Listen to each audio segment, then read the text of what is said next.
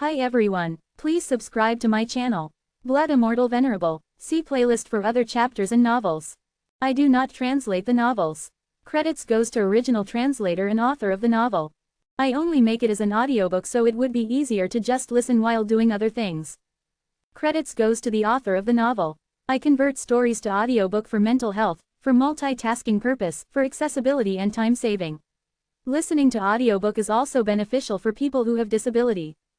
It improves our listening skills and improve our English comprehension, vocabulary and other things.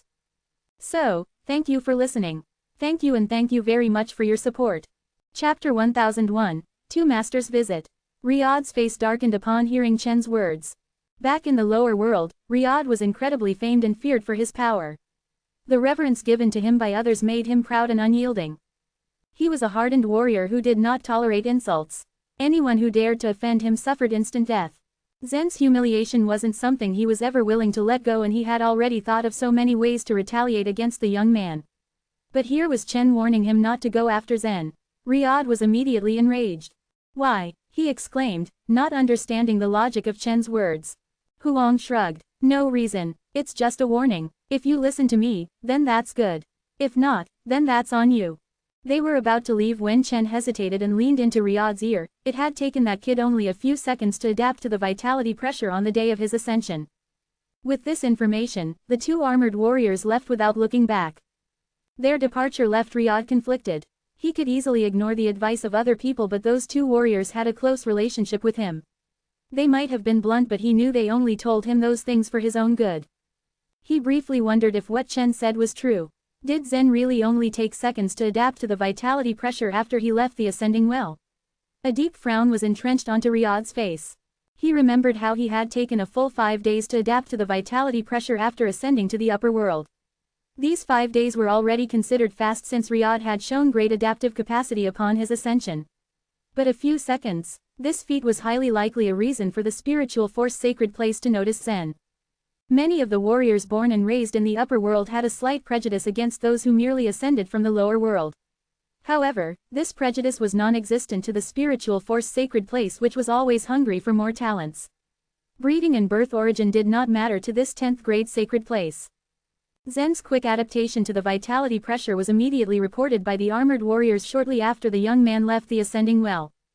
There was a gap in strength between lower world and upper world warriors, but every now and then, an extraordinary ascended individual would emerge. From the exact moment Zen started mining, the spiritual force sacred place had already dispatched a couple of eyes to observe this young man closely. It was fortunate that Zen had set up a divine texture yesterday before using the roaring token. The divine texture served as a temporary screen from these prying eyes, hiding him away from the world. Meanwhile, the object of Riyadh's rage and intrigue currently sat in the open field, meditating with his eyes closed. Zen felt a strong sense of urgency every time his warrior spirit rose. His mind was always occupied with the list of things he had to do: helping Lavender regain her strength and glory, helping the Cyan dragon and other dragons, finding Yan. He had so many things to do, so many goals to accomplish, but he had to get stronger first. The warriors around him currently sized him up. They all knew how this kid had pretended to be insane to tease Riyadh. It was a wonder if he was still going to be alive tomorrow.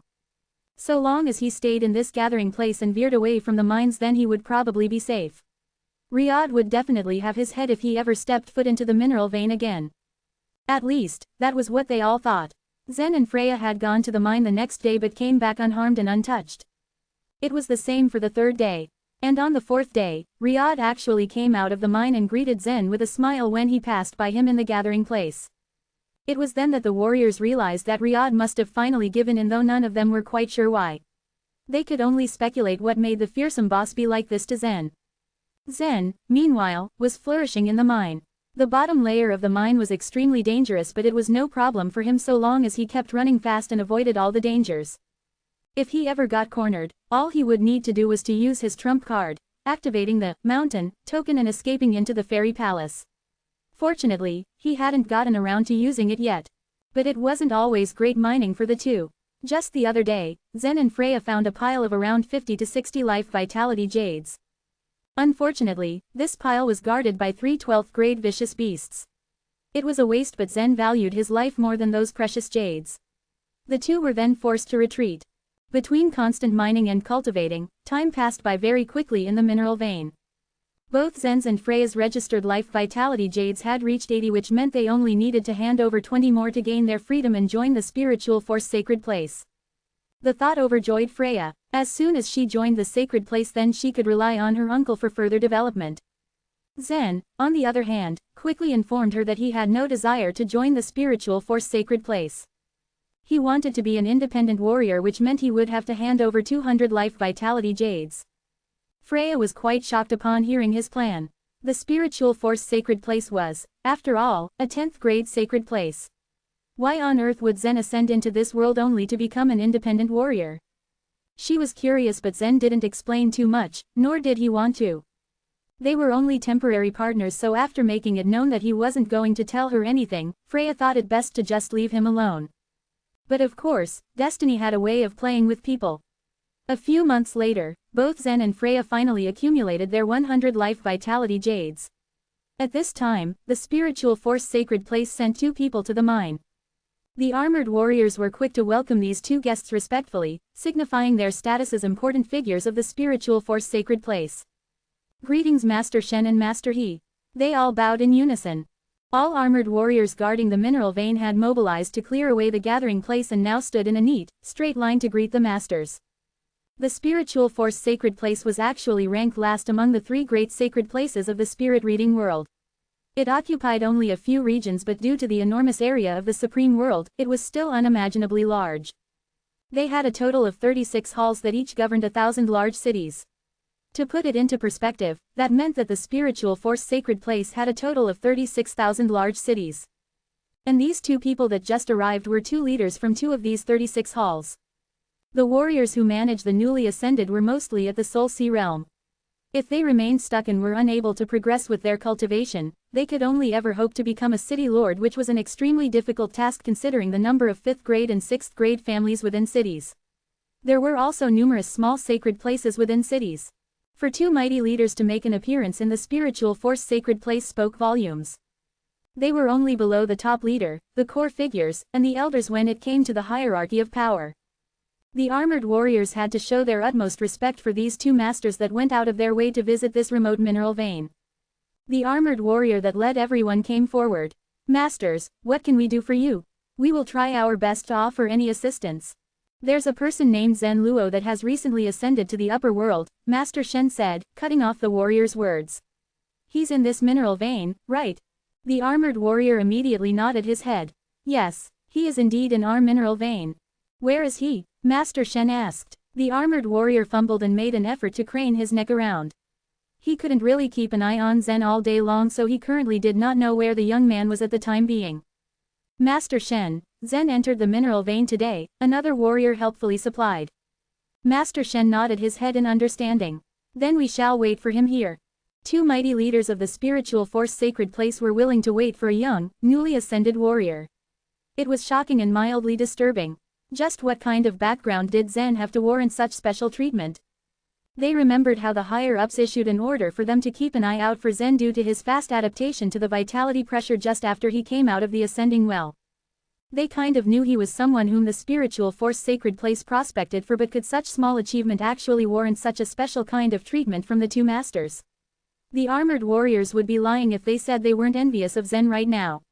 True, they were superior to these ascended warriors, but there was no doubt that the achievements of the ones they enslaved were often set to be much greater than any of them could ever hope to imagine. Roughly guessing the intention of the 2 masters' visit, the armored warrior in the lead quickly spoke. Master Shen and Master He, since you 2 have come for Zen, I think there is something you must know. What is it? Master Shen asked. Zen already handed over 100 life vitality jades. He could have left the mineral vein, but he still chose to continue mining. He wants to gather 200 life vitality jades to obtain his freedom and become an independent warrior. He said. Master Shen was silent, but Master He let out a sinister laugh. An independent warrior? Ha, I'm afraid that's not up to him to decide. Chapter 1002, Holy City. The armored men volunteered to enter the mine to find Zen but were rejected outright by Master Shen and Master He. Why were the 2 masters so patient? This refusal raised a storm of conjecture among the armored men. They mused over what kind of background Zen had, and some probable reasons as to why these 2 masters were adamant in waiting for him. They enduringly waited from noon until dusk before Zen finally returned from the mine. Freya, on the other hand, chose to leave the mine. After obtaining 100 pieces of life vitality jade, she went directly to her uncle. They only left a communication token for each other. In the Supreme World, however, it was considered a joke to leave a communication token. This token was merely a method of communication in the lower world. Its range could only reach as far as 60 to 70,000 miles. The territory occupied by the spiritual force sacred place was over 10,000 times larger than this range. So in far too many instances, the communication token was all for naught. Save in the case when Zen was within 60 to 70,000 miles away from Freya. Since Zen had relieved himself from his mental predicament, he had positively set his goals. He had just entered the upper world and was still unfamiliar with the place. Accordingly, he had to explore by himself. In this stage of exploration, his priority was to awaken Lavender. She had been asleep for too long, and currently, there were no signs of her waking up. Zen had intended to accumulate 200 life vitality jades and then go to find a treasure that would repair her soul. Luck was on his side today as he encountered the 9-head snake again. Aside from taking away 7 pieces of life vitality jade from the snake, Zen had also uncovered a secret. He figured out that if he wanted to find life vitality jade, he would have to follow those vicious beasts that were fond of spending their days in the mine and absorbing the vitality of heaven and earth from the life vitality jade. If it weren't for the fact that these beasts were too powerful, Zen seriously wanted to leave imprints on their bodies, and then he wouldn't have to search for them for a long time every time. However, just as Zen returned to the gathering place, he sensed that there was something wrong. As his gaze swiftly swept across the place, his brows were scrunched together. These two men are quite powerful. Up till now, Zen had seen many unimaginably strong people. Take the master that he had acknowledged in the fairy palace as an example. It was only a shadow left behind by his master, so estimating his true strength using that shadow was not easy. He only knew that his master was a figure that surpassed the universe. Next was the young man who had taken his sister away in the ethereal spirit sect. That fellow's strength was also hard to imagine. With Zen's current knowledge, he was still unfit to determine who was stronger between that man and his master. Then it was the old celestial position man that he and Letitia met during the wedding. According to Zen's conjecture, this old man might be at the World Lord level. As for the two men in front of him, they gave Zen a distinct impression. Notwithstanding this, they ought to be below the World Lord level. Zen had no intention of provoking them no matter who they were. Right after he landed, he subsequently planned to find the armored men to record the life vitality jades that he handed in today. But seeing the armored men standing in a row and no one seemed to have come to him, he was slightly confused. He had no idea whom to give the life vitality jades. At this moment, Master he steadily walked over to him and cracked a smile. "You're Zen Luo." Judging by his words, Zen immediately knew that it was most likely that they came for him. He couldn't avoid the meeting anyway, so he nodded and replied, "Yes, I am Zen Luo." "Master," he blurted, "congratulations. You have just concluded your term of service. And finally, you have become a member of our spiritual force sacred place." Hearing this, the armored men looked at each other in utter dismay. The leader of the armored men had already reminded the two masters that Zen was planning on becoming an independent warrior. Zen's brow creased. He then smiled and replied, "Sir, is there a mistake?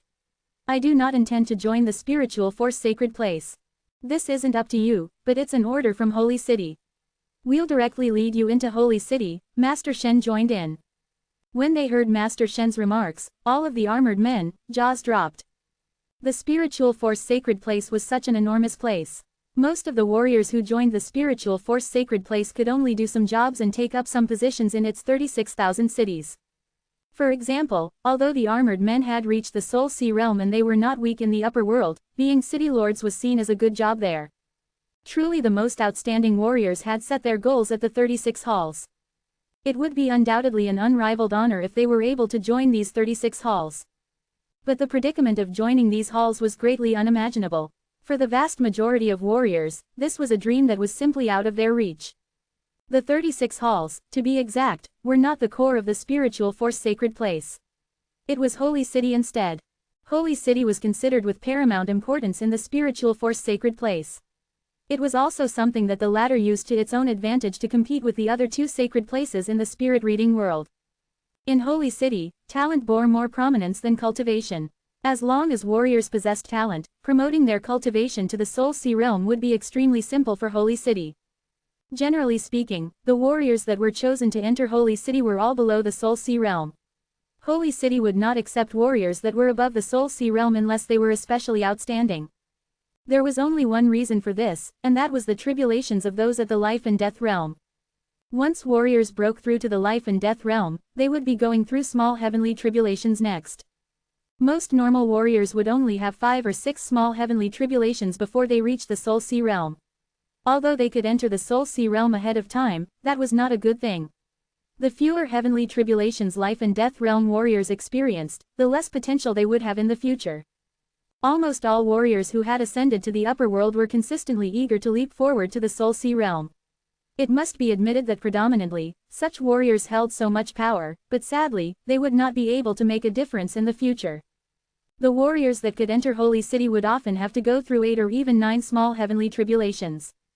As a result, there was a saying in the upper world. And that was, if one could go through 9 small heavenly tribulations, there would be a good chance of becoming a world lord. Zen had no slightest notion of these things. Previously, however, he had ingested the tribulation flower in the Divine Kingdom continent. According to the Cyan Dragon, the flower only existed in the lower world. After he unintentionally swallowed it, he would surely meet 9 small heavenly tribulations. At this point, the armored men stood dumbfounded. Previously, they thought that Zen had been selected by the 2 masters. And he had the qualifications to join the 36 halls. Unexpectedly, the 2 masters would take him directly to Holy City. The armored men surnamed Chen and Huang instantaneously felt a lingering fear in their hearts as soon as the realization hit them. Fortunately, the 2 of them had warned Riyadh in time to not cause any trouble for Zen. If they hadn't stopped Riyadh at that time, the 2 of them probably wouldn't have been able to survive if something bad had happened to Zen. Trembling with fear, the 2 of them made up their minds that they couldn't let Riyadh mess around.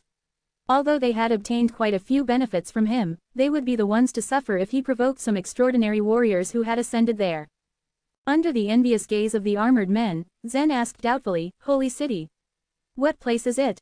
The armored men were surprised at his question. However, after some thought, they realized that Zen was from the lower world, so it was normal that he had no idea of Holy City. "Master," he said, "it is the core of our spiritual force sacred place. If the spiritual force sacred place is considered a great sacred place, then Holy City is its sacred place." This metaphor was very appropriate, and Zen understood immediately. He asked, "What if I refuse?" Hearing that Zen wanted to refuse, the armored men were heartbroken. As long as they could join Holy City, they would give up everything except their own lives. The 2 hall leaders did not reveal any expression of surprise. After all, they were people who had seen a lot of things. They were clear that there were a lot of grade 10 sacred places in the world, and some peerless talents might not want to join the spiritual force sacred place. "Master," he countered, "with your current strength, you don't have the qualifications to refuse. For your understanding, we are asked to take you to Holy City." Since he had already said so, Zen had nothing else to say. They were all intelligent people, and with his current strength, there was no room for resistance. Chapter 1003. The Vast Holy City. Zen was also curious as to why he was chosen when there were so many warriors. He didn't know that he wasn't the only one with this doubt. The armored men, other warriors, and the 2 hall leaders were also quite curious. It wouldn't be a big deal even if Zen was talented and able enough to adapt to the vitality pressure in a short period of time. The supreme world was vast and there were many, many talented people in the spiritual force sacred place. How could he, of all people, go to Holy City just with his talent? They wouldn't believe it, no matter what. Since Zen no longer resisted them, the 2 hall leaders finally set their minds at ease. They didn't know that it was a matter of great importance to take Zen to Holy City. They only knew that someone who asked them to do that couldn't be taken lightly. So they acquiesced, not daring to offend Zen. One usually had to find the armored men and go through some transfer formalities when leaving the mine. But the present situation, being an anomaly, excused the need for all formalities. The armored man in the lead even stepped forward at the right time and said seriously, "Zen has left the mine on an exceptional basis.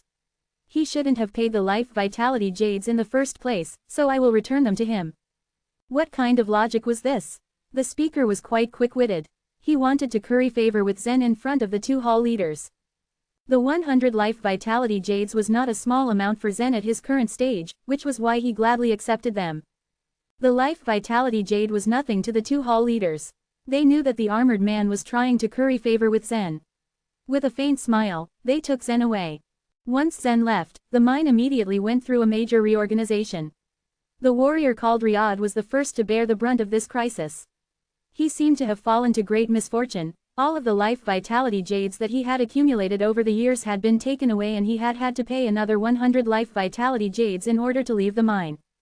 The other warriors were green with envy when they learned that Zen had been taken away just like that. But they couldn't do anything about it. Along the way, Master He had been conversing with Zen in an extremely cordial tone. The two hall leaders were curious about Zen and wanted to know who had ordered them to take Zen to Holy City. They wanted to find out who the big shot behind Zen was. But Zen himself was at a loss. How could he answer the two hall leaders?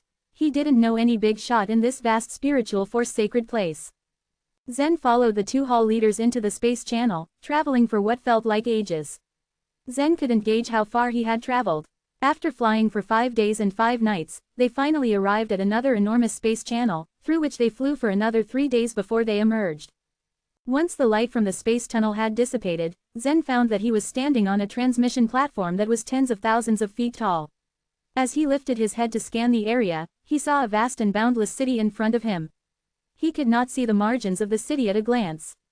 Buildings as tall as mountains dotted the landscape around him.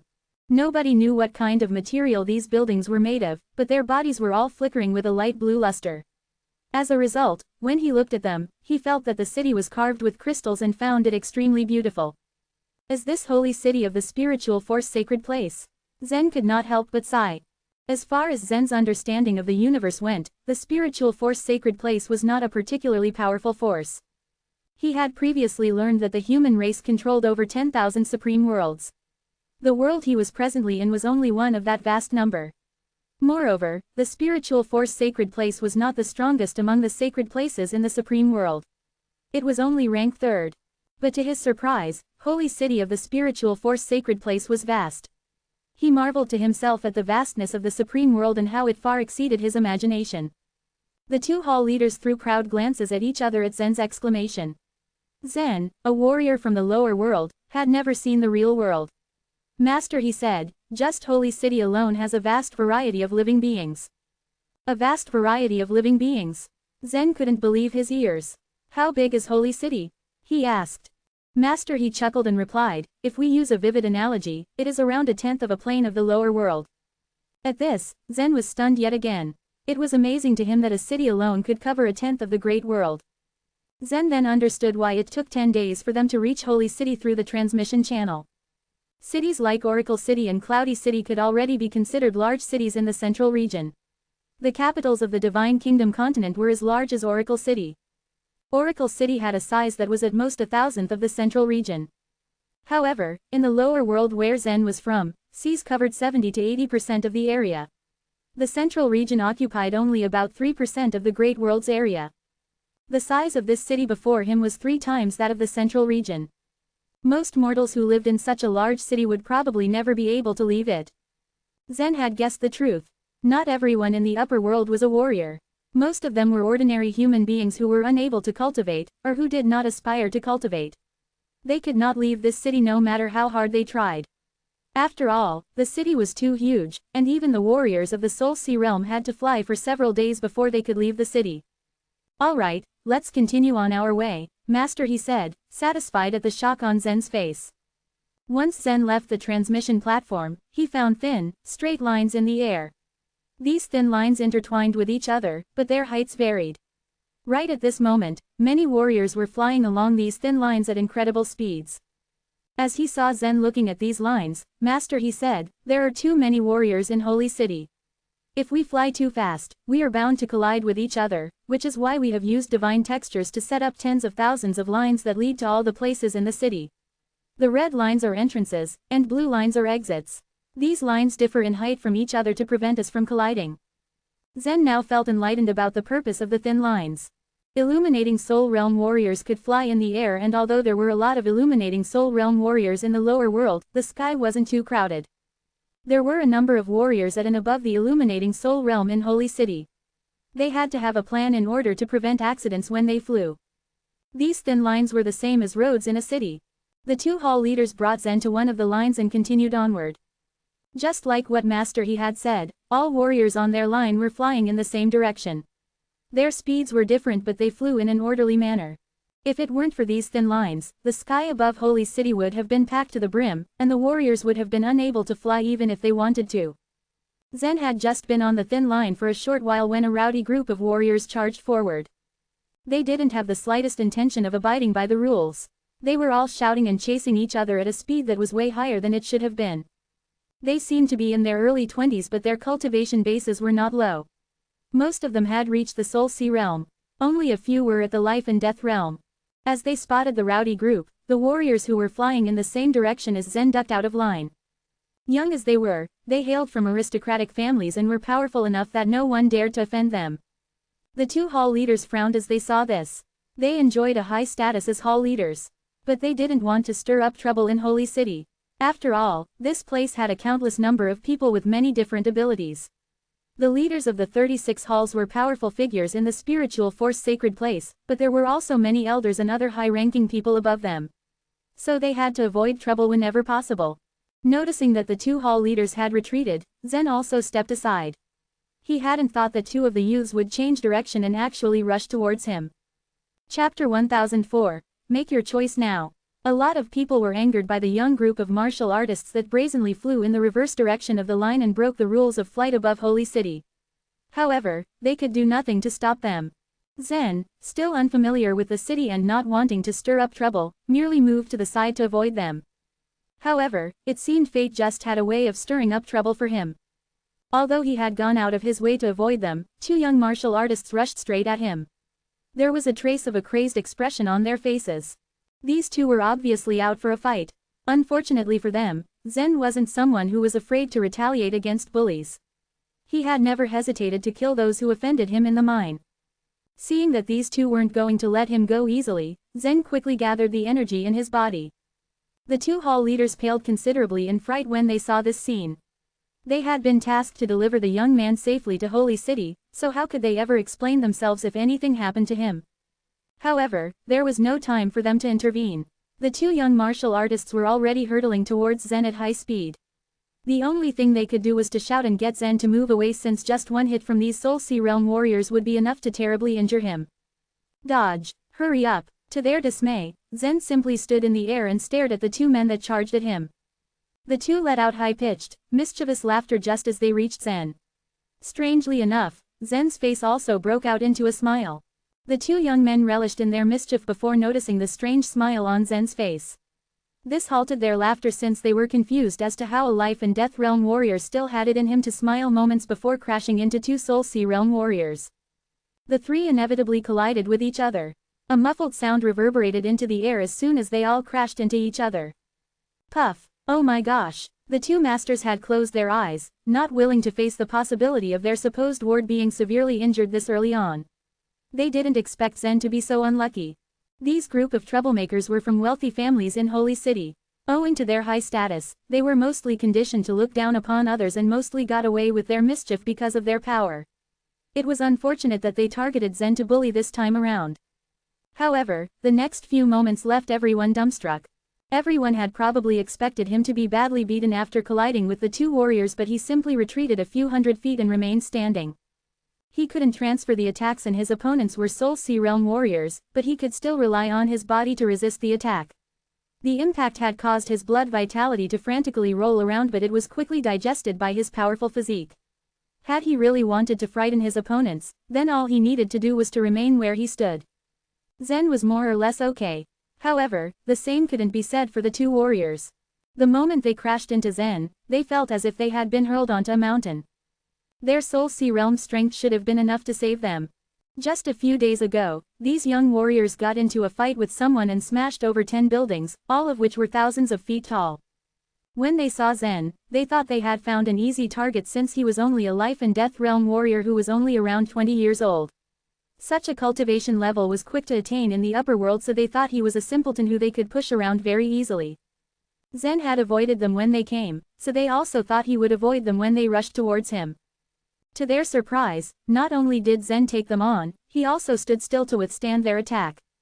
It was only after bumping into him that they realized why he had stood still. The two grunted and felt something very wrong in their stomachs. During the collision, Zen's explosive power had caused their internal organs to move. Even their inner worlds churned and caused a monstrous wave of life vitality to stir up from within their bellies. Puff, puff, a fountain of blood spurted from their mouths and both of them became limp and plummeted downwards, smashing onto the ice-cold ground. The street market below had mortals scurrying about, going their way. One could imagine their shock when two Soul Sea Realm warriors suddenly fell from the sky. The mortals who lived in Holy City knew how to defend themselves despite living in a completely different world from the martial artists.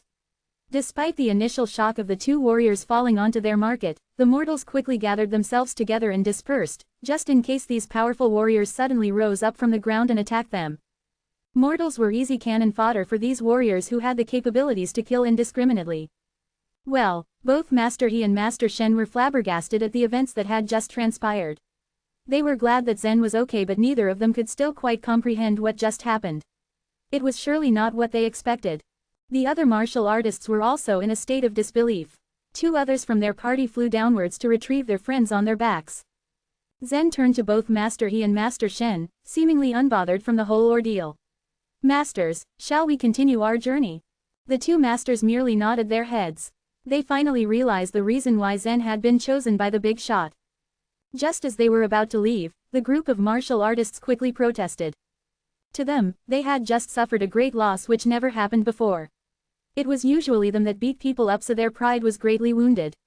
There was no way they were going to let Zen go. He would have to pay a price.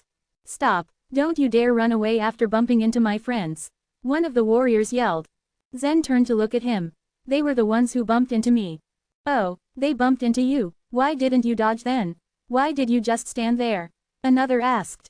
Zen sneered, "You good-for-nothings really have nothing else to do but bother other people, huh? You don't have any skills. You don't deserve to live. You are courting death and yet you want to blame me. You are scum." He spat, stunning these young martial artists. They had thought Zen would take the typical route of defending himself. Maybe he would even let the two hall leaders beside him reason for him. They didn't expect him to be so scathing with his words. Zen was someone who had already experienced many things in his life, and he understood that there would always be people who were unreasonable. These young martial artists were troublemakers who never learned, so he thought it best to teach them a lesson. Very few people had ever dared to stand up to these rich, entitled young warriors because of their physical and social power. They also had a group of seniors in the spiritual force sacred place to back them up. There was no way these warriors could be touched. But Zen was different. He went out of his way to scold and embarrass them in front of everyone. His scolding enraged these warriors. Reputation was paramount for them, way above their lives in terms of importance. Zen had just called them scum, and it wasn't something they were willing to accept. One warrior came forward. "Do you know who we are?" Whoosh! There was a flash of blue light as Zen activated his space ring. Suddenly, a sharp long sword was pointed at the speaker's throat. "I don't need to know who you are, nor do I care who your elders are. You are mere good-for-nothings who use your backgrounds to do what you want. Do you want to fight me together or one by one? Make your choice now." Zen truly had no regard for these young warriors. His words shocked the two masters even further. They had never seen such an arrogant person, especially considering that Zen was a mere life and death realm warrior against a whole group of Soul Sea Realm masters. Chapter 1005, Teaching Them a Lesson. Countless warriors were moving through the crisscrossing spiderweb-like lines in the sky. These warriors were certainly not as timid as the ordinary mortals below. The dispute between Zen and the others aroused their interest. Thus, they all stopped to watch from the sidelines. Upon hearing Zen call the Soul Sea Realm warriors as scum and dare them to challenge him together, all the onlookers were thrilled as they anticipated to see a good show. They were all wondering why the guy at the life and death realm was so arrogant. However, they knew that arrogance should come from power. He was undoubtedly courting his death if he didn't have the strength to save himself. "Well, is it your strong body that you are bragging about, thus, you're this arrogant? Are you even sure that you want us to fight you together? You are thinking too highly of yourself. I can teach you a good lesson by myself, you brat." A long-haired youth walked out from that group of warriors. Zen smiled slightly as he raised the long sword in his hand. He was ready to accept the challenge. However, the two hall leaders wouldn't let this ruckus happen, since it was their duty to escort Zen to the holy city. Therefore, it was also their task to stop this fight even if Zen was more than fit to fight. Master He moved a step forward and said to the young warriors, "I'm sorry, but we still have urgent matters to attend to. We can't accept your challenge now, and I hope that you guys know when enough is enough." However, the long-haired youth paid no heed to Master Yi's words and even scolded him. "Enough is enough. Who do you think you are? How dare you stop us?" Immediately, Master Yi's face darkened in anger. There were many experts in the spiritual force sacred place. Besides several heads of the sacred place, about 100 elders, and other important members, the leaders of the 36 halls like him were still honored higher than anyone else. In other words, Master He and Master Shen were ranked among the top 200 in this 10th grade sacred place. Moreover, Master Yi's cultivation base was only a little below to those world lords. Thus, he was extremely annoyed at being scolded by a merely 20-year-old junior. Master He sneered coldly, "Young man, regardless of who your parents are, you must be careful not to make troubles outside." Pondering about the arrogance that this group of warriors was displaying, Master He guessed that they must have a strong background. Therefore, he tried to restrain his anger. He would have crushed them into ashes with just a wave of his hand if they were other ordinary warriors. "So what if I make some troubles here?" The long-haired youth snorted. He could obviously sense the powerful strength of the two hall leaders, but he just didn't pay it any attention. "If you don't know how to behave yourself, then I might as well teach you a lesson in your parents' place." Master He said angrily. This bunch of reckless boys was really getting on his nerves. The long-haired teenager smiled and said, "My grandfather is Elder Herschel of the Spiritual Force Sacred Place. Do you want to teach me a lesson? Are you even qualified to do so?" The two masters' faces hardened upon hearing Elder Herschel's name. They now understood why the boy dared to act as such. Since those young warriors dared to be so arrogant in the holy city, their background shouldn't be underestimated. Otherwise, they should have already been punished. Upon noticing how the two masters' expressions changed because of those words, the group of young warriors became even more arrogant. The long-haired youth even dared to sneer and ask, "Sir, don't you think that you should ponder whether you have the right to teach me a lesson before saying that?" Master He looked very embarrassed as he was questioned by the youth. Elder Herschel was an extremely powerful elder in the spiritual force sacred place. He had a short temper and was very unprincipled when it came to protecting his descendants. Many hall leaders had learned that to their cost. Thus, both Master Shen and Master He didn't want to provoke that old guy. The group of young warriors noticed that the two hall leaders had lost their auras of authority and began to scold them aggressively. "Do you have the qualification? Tell me, say it out loud. Who do you think you are? Yes, your cultivation base is higher than ours, but it doesn't mean that you are superior to us." The long-haired youth also took a step forward and asked, "Tell me now. How do you want to teach me a lesson?" You, Master He stammered. He was surely more powerful than this youth if they were to talk about cultivation. However, he was still forced to step back due to his background. "Tell me, aren't you a hall leader or a vice hall leader? Well, it's true that you are the head of your land, but then, remember that you are nothing here in the holy city," said the long-haired youth as he continued to draw near. Just as Master He took another step back, a figure suddenly flashed past him. It was Zen, who traveled through space and dashed forward. At the same time, the chaotic energy within his body produced an extremely strong power of the wind law. As he applied the cloud-chasing skill, he swiftly approached the long-haired youth and slapped his face. Surely, his slap wasn't that easy to bear. Even if it landed on a ferocious beast with a tough body, the beast would probably not be able to withstand the power of the slap. The long-haired youth ended up spinning like a top because of Zen's powerful strength. After he finally managed to dispel the force of Zen's slap and stood on his feet, one side of his face was already red and swollen. The finger marks on his face also swelled up as if they were embedded in his skin. Zen brandished his sword and sneered coldly, "I said that you're scum, and that was true. You see, you are nothing without using your grandfather's name. You brat." The long-haired youth was immediately enraged. His humiliation completely numbed the pain on his face. "I will kill you," he spat. "Kill this brat, kill him. I will drop his body in the dirtiest place in the holy city." Those young warriors all rushed towards Zen together. On the other hand, Zen also prepared to accept the challenge. Although he acted extremely arrogant, he decided not to kill anyone in this battle. Nonetheless, the two hall leaders with profound cultivations would not let the battle happen. Master Shen extended a finger and pointed at them as he said, "Freeze." Whoosh! A stream of power that contained the time law spread out, enveloping those young warriors. He nodded towards Master He and grabbed Zen's arm. After that, Master He performed his grand teleportation technique as he grabbed Zen and Master Shen before they three disappeared into a white spiral of light and left that place. The grand teleportation technique could only be used after grasping high layers of space law. It was actually something similar to Zen's traveling skill through space. The only difference was that Zen's skill could only move him a few dozen feet away. Even after 2 years of cultivation and comprehending more of the space law, Zen could only move a distance of 300 to 400 feet at most. The grand teleportation technique, however, could easily cross several hundred miles. It was a life-saving measure for warriors who comprehended the space law. And when it was cultivated to an extremely high level, the grand teleportation technique could cross an unimaginable distance, allowing the user to teleport between different supreme worlds. After they three disappeared, the effect of the time loss slowly vanished and those young warriors regained their moving abilities. There was a grim expression on each of their faces as none of them could accept their great loss. As long as you are still in the holy city, you will never be able to escape from me. The long-haired youth grinned fiendishly as he stuffed a pill into his mouth. It was an expensive 8th grade pill. Regular warriors wouldn't want to use such an expensive pill unless they were already at the verge of death. Although Zen's slap made him look utterly embarrassing, it was still far less than necessary for him to take that pill.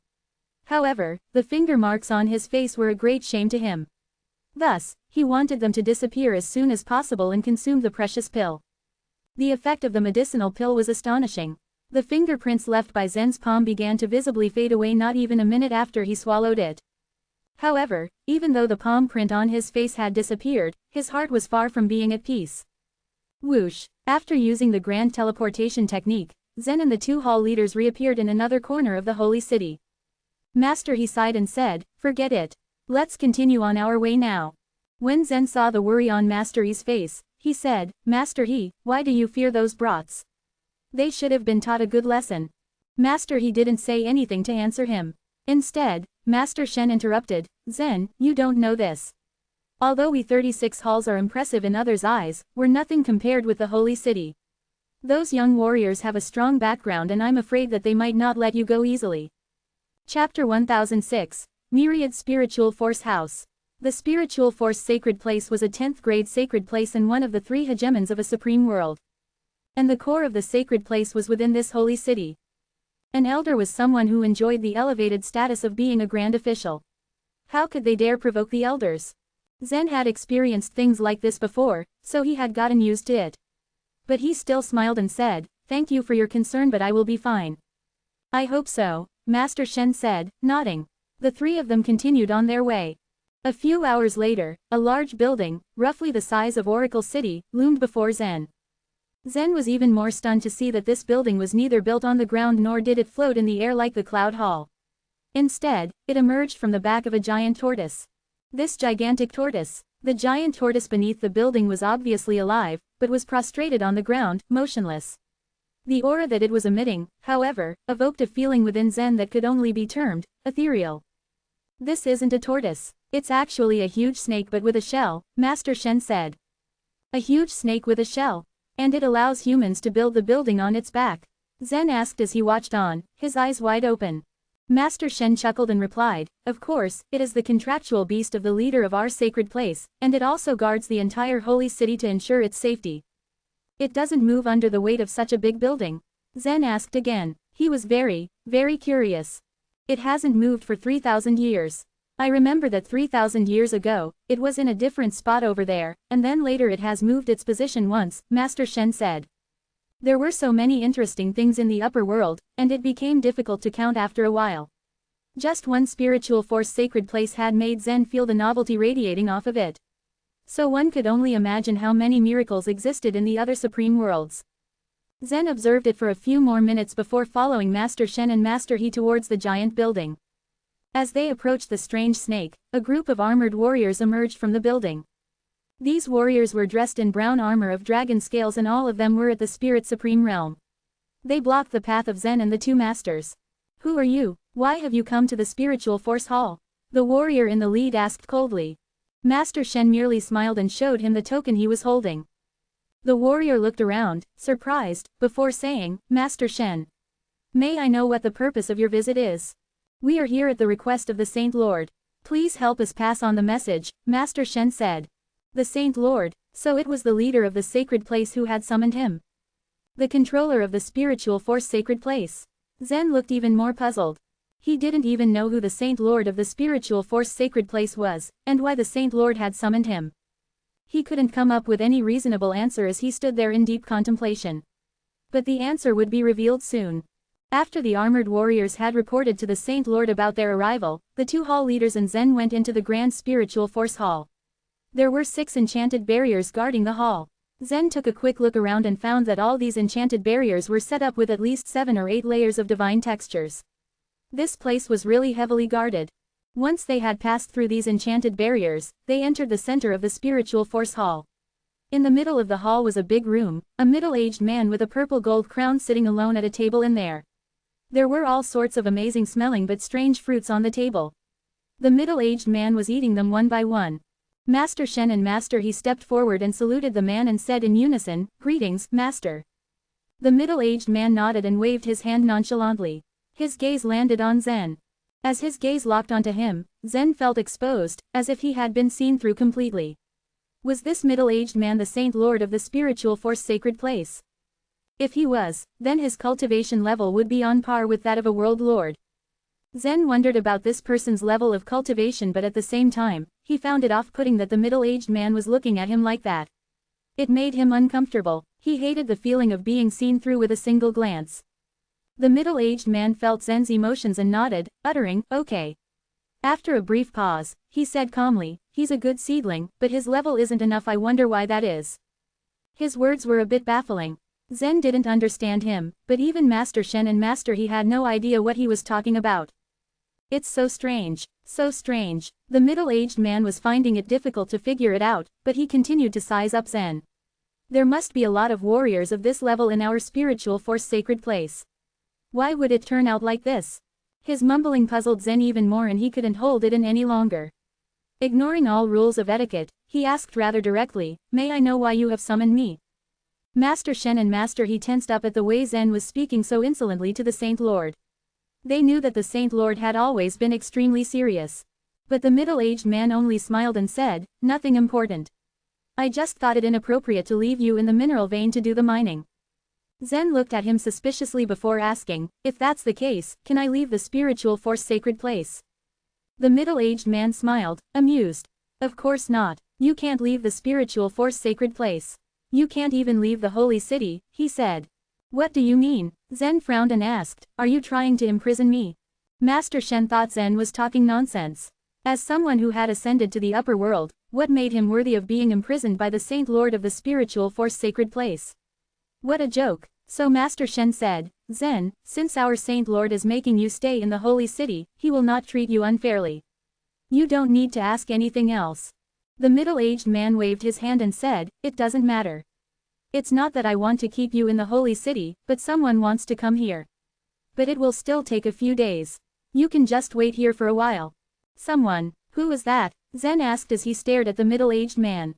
This mystery was getting more complicated by the minute and his curiosity was shooting through the roof. "You will know when the time comes," the middle-aged man said, unwilling to divulge anything else. But he thought for a moment before he said, "Jivan Shen, take him to get a token he can use as a pass to enter and exit the Myriad Spiritual Force House.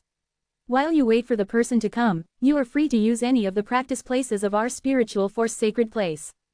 "Okay, Master." Master Shen hurriedly nodded. "All right, if you need anything, you can come find me," the middle-aged man said as he looked at Zen, his face a mask.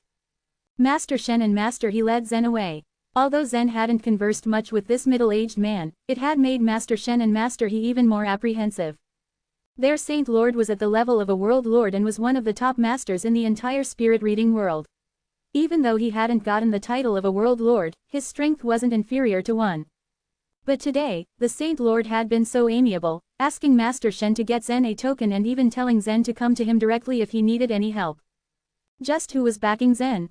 Master Shen and Master He had guessed that Zen might be related to an elder, but now, it looked like the important figure behind him was even more powerful than the Saint Lord. The Saint Lord wouldn't have treated Zen so well otherwise. Everyone knew that the Myriad Spiritual Force House was the core of the Spiritual Force Sacred Place.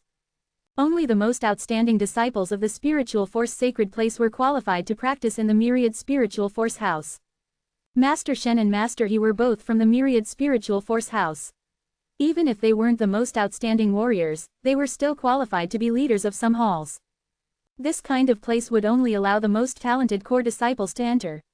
But Zen could not be considered a member of the spiritual force sacred place.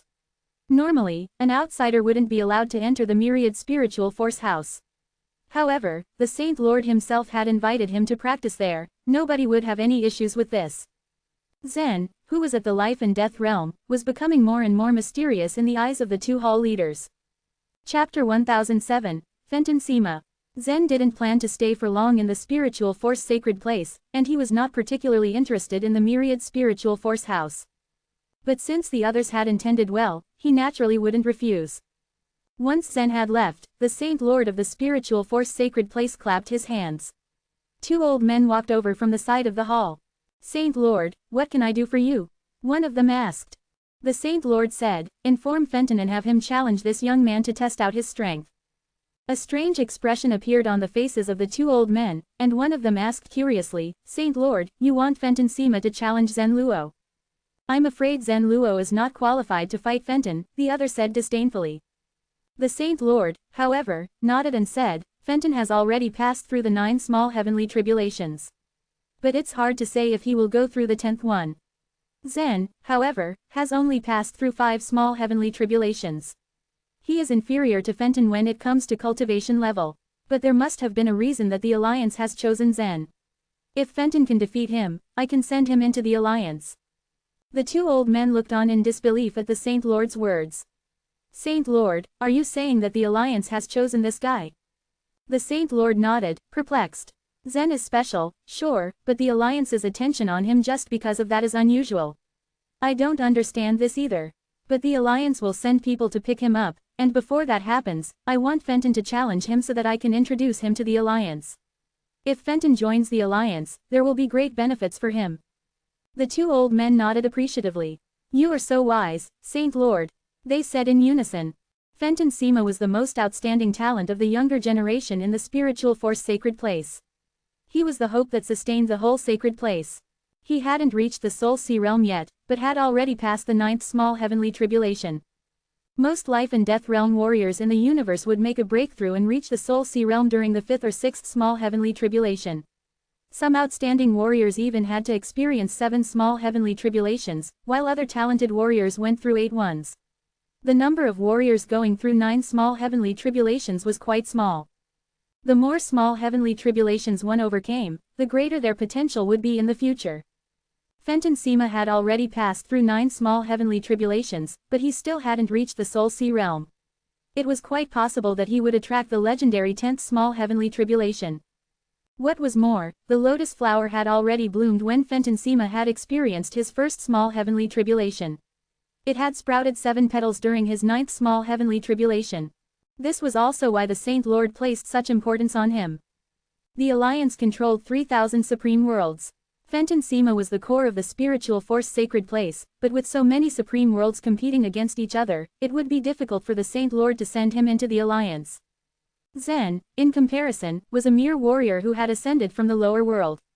But the Alliance had selected him not long after he had ascended, causing the Saint Lord to look at Zen dubiously. The Saint Lord was stoic before Zen, but he had already made his plan, which was why he was willing to make an exception and allow Zen to enter the Myriad Spiritual Force House. The Myriad Spiritual Force House was the place that all warriors in the Spiritual Force Sacred Place yearned for. But it was impossible for ordinary warriors to join the Myriad Spiritual Force House. There were probably more than 1 billion warriors in the entire Spiritual Force Sacred Place. However, only 9,000 of them were able to enter the Myriad Spiritual Force House. The rule was that for a warrior to enter the Myriad Spiritual Force House, another warrior had to be expelled. Even the 6th grade and 7th grade clans tried all means to send their clansmen to join the Myriad Spiritual Force House. After all, entering the Myriad Spiritual Force House meant that their future would be limitless. But an exception had been made by the Myriad Spiritual Force House today. Now that they had accepted Zen, there was one person more in the Myriad Spiritual Force House than the prescribed 9,000 members. There were 9,001 of them in there. And the extra guy was a warrior from the lower world. This news spread at a lightning speed throughout the holy city, making a lot of warriors green with envy.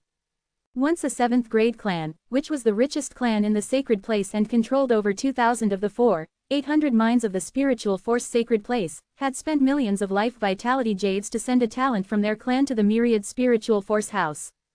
One could only imagine what the warriors had felt when the Saint Lord had made an exception for a warrior from the lower world. Despite everyone being unhappy about this, they didn't dare speak up once they had heard that it was the Saint Lord's personal command.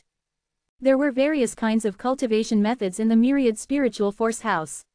There was also the spiritual energy gathering array set up by the Saint Lord himself. The degree of purity of the life vitality provided by the array was nothing short of amazing. In addition to all these, there were countless benefits. Some warriors were stubborn enough to think that training in the myriad spiritual force house would allow them to cultivate in a highly efficient way. This was indeed a legendary sacred place for cultivation. So Zen was destined to attract envy the moment he stepped into the myriad spiritual force house. Many clans were secretly paying attention to him, wondering if they should try drawing him to their sides. After all, the other 9,000 talents in the myriad spiritual force house all had their own origins. They were either from large clans or direct descendants of the elders of the spiritual force sacred place. Zen, on the other hand, was someone who had emerged out of nowhere. However, when Zen stepped into the myriad spiritual force house, he did something that was quite unbelievable. The myriad spiritual force house was grand. As a sacred place for cultivation in the upper world, it was much better than the central region and the divine kingdom continent. The vitality between heaven and earth that spread throughout the sacred place was much richer and purer, but it wouldn't be of much benefit to Zen. Zen had embarked on a very different path of body refinement from the very beginning, using his own body as a weapon to cultivate. After he cultivated the primal chaos technique he had gotten from the fairy palace, the life vitality in his belly was completely replaced with the chaotic energy. Ordinary training methods were almost completely useless to him. He couldn't reject the Saint Lord of the spiritual force sacred place, and since the Saint Lord had asked him to wait in the myriad spiritual force house, all he could do was obey. So once he had entered the myriad spiritual force house, Zen found a corner and sat down cross-legged. He then closed his eyes and began to meditate. Master He and Master Shen, who had led Zen into the myriad spiritual force house, were flabbergasted at his behavior. Both had boasted about the various benefits of the myriad spiritual force house. But it looked like he was not interested in any of this. What a weirdo. Zen, the cultivation places of the myriad spiritual force house are extremely useful for life and death realm warriors, Master He couldn't help but remind him. But Zen merely smiled and said, Master He, I appreciate your intentions. However, I have my own plans for the path of cultivation. The two masters knew they could not persuade Zen. Now that they had brought him to the myriad spiritual force house, their mission was complete. They had nothing to do with everything else that was going on. So they bade their farewells and left. Zen sat in the corner and cultivated by himself, while the others glared at him, as if he was an eyesore. This guy is probably just pretending. Do you think he is willing to leave empty-handed after entering a mountain of treasures? I don't believe it. He'll be anxiously requesting for the right to use the cultivation places in less than a day. That's right. Our Saint Lord is willing to make an exception for such a mere warrior from the lower world. This is a huge favor, but he dares to put on airs. I really want to teach this guy a lesson. What Zen didn't know was that he had infuriated a lot of people by just sitting there. No one bothered with his training. There weren't many warriors in the myriad spiritual force house. Most of them only glanced at him before leaving in a hurry. 3 days passed. Those who had thought that Zen was putting on airs understood that he didn't really need to train in the myriad spiritual force house. Chapter 1008. Mervyn Tai. The warriors saw that Zen had no intention of entering the myriad spiritual force house to cultivate, and immediately changed their opinion. Who does he think he is? Such arrogance. Is he so great to think of himself above the myriad spiritual force house? How dare a warrior from the lower world disdain cultivating in here? Mongrel. The air shifted throughout the entire myriad spiritual force house with the warriors spitting out indignant sneers about Zen. Soon enough, the rumors of an arrogant lower world warrior even reached the holy city. It was unheard of that a mere warrior from the lower world had dared look down on the sacred place that many of them could only yearn for. Zen had become the target of everyone's ire. At first, they saw it as nothing more than a joke, but now they seriously took offense in his actions. The 6th day arrived with a group of warriors appearing in the myriad spiritual force house. Zen had recognized them instantly. He had seen them before. They were the young warriors who clashed with him when he had just entered the holy city. Two of their strongest warriors had been beaten half to death after the fight. It had taken a few days for them to even barely recover. Most of these warriors were direct descendants of the elders of the sacred place. Their talent was undoubtedly of a high level, but so was their arrogance. News had reached them about the warrior who had appeared and looked down upon the myriad spiritual force house. There was no way that they would tolerate such humiliation. When the two warriors had regained their health, the group finally returned to the myriad spiritual force house, where they belonged. Their anger fueled by the rumors, they came and discovered a man sitting in one corner with his eyes closed in meditation. However, when they recognized who he was, their eyes widened in disbelief. How could it be him? Humph, we've been looking for this mongrel everywhere. I never thought that he would enter the myriad spiritual force house. What do we do now? Should we teach him a lesson? That day after their clash, the group had immediately investigated Zen's identity. The holy city was such a broad territory, and finding even one person would prove to be a difficult task. They never had thought that they would see him in the myriad spiritual force house, of all places, and on top of that, he was the same mongrel in the rumors. To think he's a nobody. A scum from the lower world. Isn't this just hilarious? It's best not to be careless. This mongrel's strength is a bit strange. It would be better to find someone to deal with him. I'll go find someone. I think Merventai would be pretty good. Ha ha. These warriors were conceited in nature. Had there been no previous conflicts, they still would have found a way to make trouble. To them, the previous clash was favorable. It gave them the perfect excuse to deal with Zen, for old and new wrongs. However, Zen had displayed great power, and they had first-hand experience with it. The two warriors' injuries were still fresh in their memory. They had to hold back. After some consideration, the group decided that it was best to send someone after him, rather than deal with him on their own. Merventai was ranked among top 100 of the 9,000 warriors in the myriad spiritual force house. Without a doubt, his strength was formidable. Having him come and deal with Zen would be another matter. It would cost a fortune for him to do their bidding, but money was the last concern that the group had. One way or another, they had to save face. That was of the utmost priority. Thus, they temporarily withdrew today. Unbeknownst to them, Zen heard every word clearly. The corners of his mouth curled up in an arc as Zen kept his eyes closed. He had long understood that avoiding trouble with the group was impossible. If they wanted trouble, then he would give them exactly that. It was a day later that the warriors returned.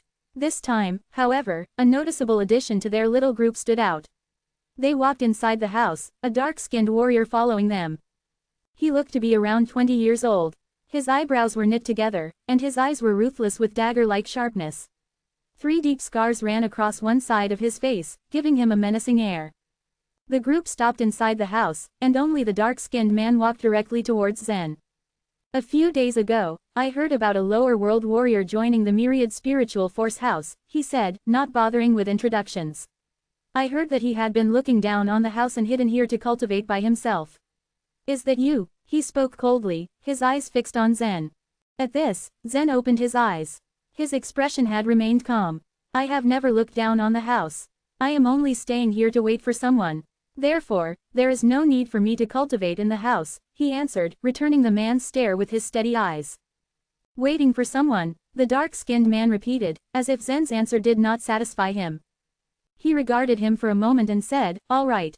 If you say so. He paused, a cold smile appearing on his face. Then why don't the two of us spar? He asked. It was not a direct challenge. The dark-skinned man wanted to make sure that Zen would not be able to refuse. After all, he could not force anyone into fighting against him in the myriad spiritual force house. If Zen refused, that would be the end of it and there was nothing else he could do. Zen swept his eyes over him and repeated, spar with you? Yes. The warrior smiled and nodded enthusiastically. Zen shook his head. At this, the warrior's face sank. What, are you too afraid? The young warriors listened to the exchange from where they were, wearing dissatisfied expressions. They had spent a lot of money making Merventai agree to what they wanted. Even if Zen refused, they wouldn't be able to take the money back. Zen smiled as he lifted his head. It's not that I don't dare to. He stared at the young man before continuing, it's because you are not qualified. As the words left his mouth, an angry flush crept onto Merventai's face. At once, he turned completely red, like a piece of burning iron. He himself was one of the top 100 talents in the spiritual force sacred place. During his tribulation, his lotus flower had sprouted 3 petals. Even beyond all this, he had already entered the Soul Sea realm. Although he was only at the first stage, his strength was not to be underestimated. Other ordinary warriors at the Soul Sea realm were no match for him. And yet here was a life and death realm warrior telling him that he wasn't qualified to spar with him. He boiled over in fury, and his fists clenched in an effort to contain his anger.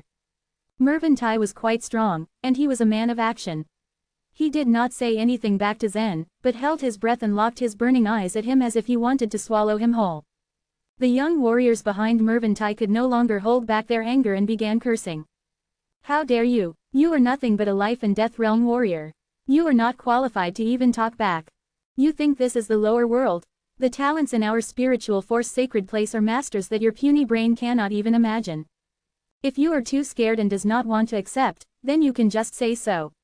How can you reject it with such outrageous reason? I've never known lower world warriors are such cowards. The atmosphere grew heavy as the other talents of the spiritual force sacred place grew outraged at the scene.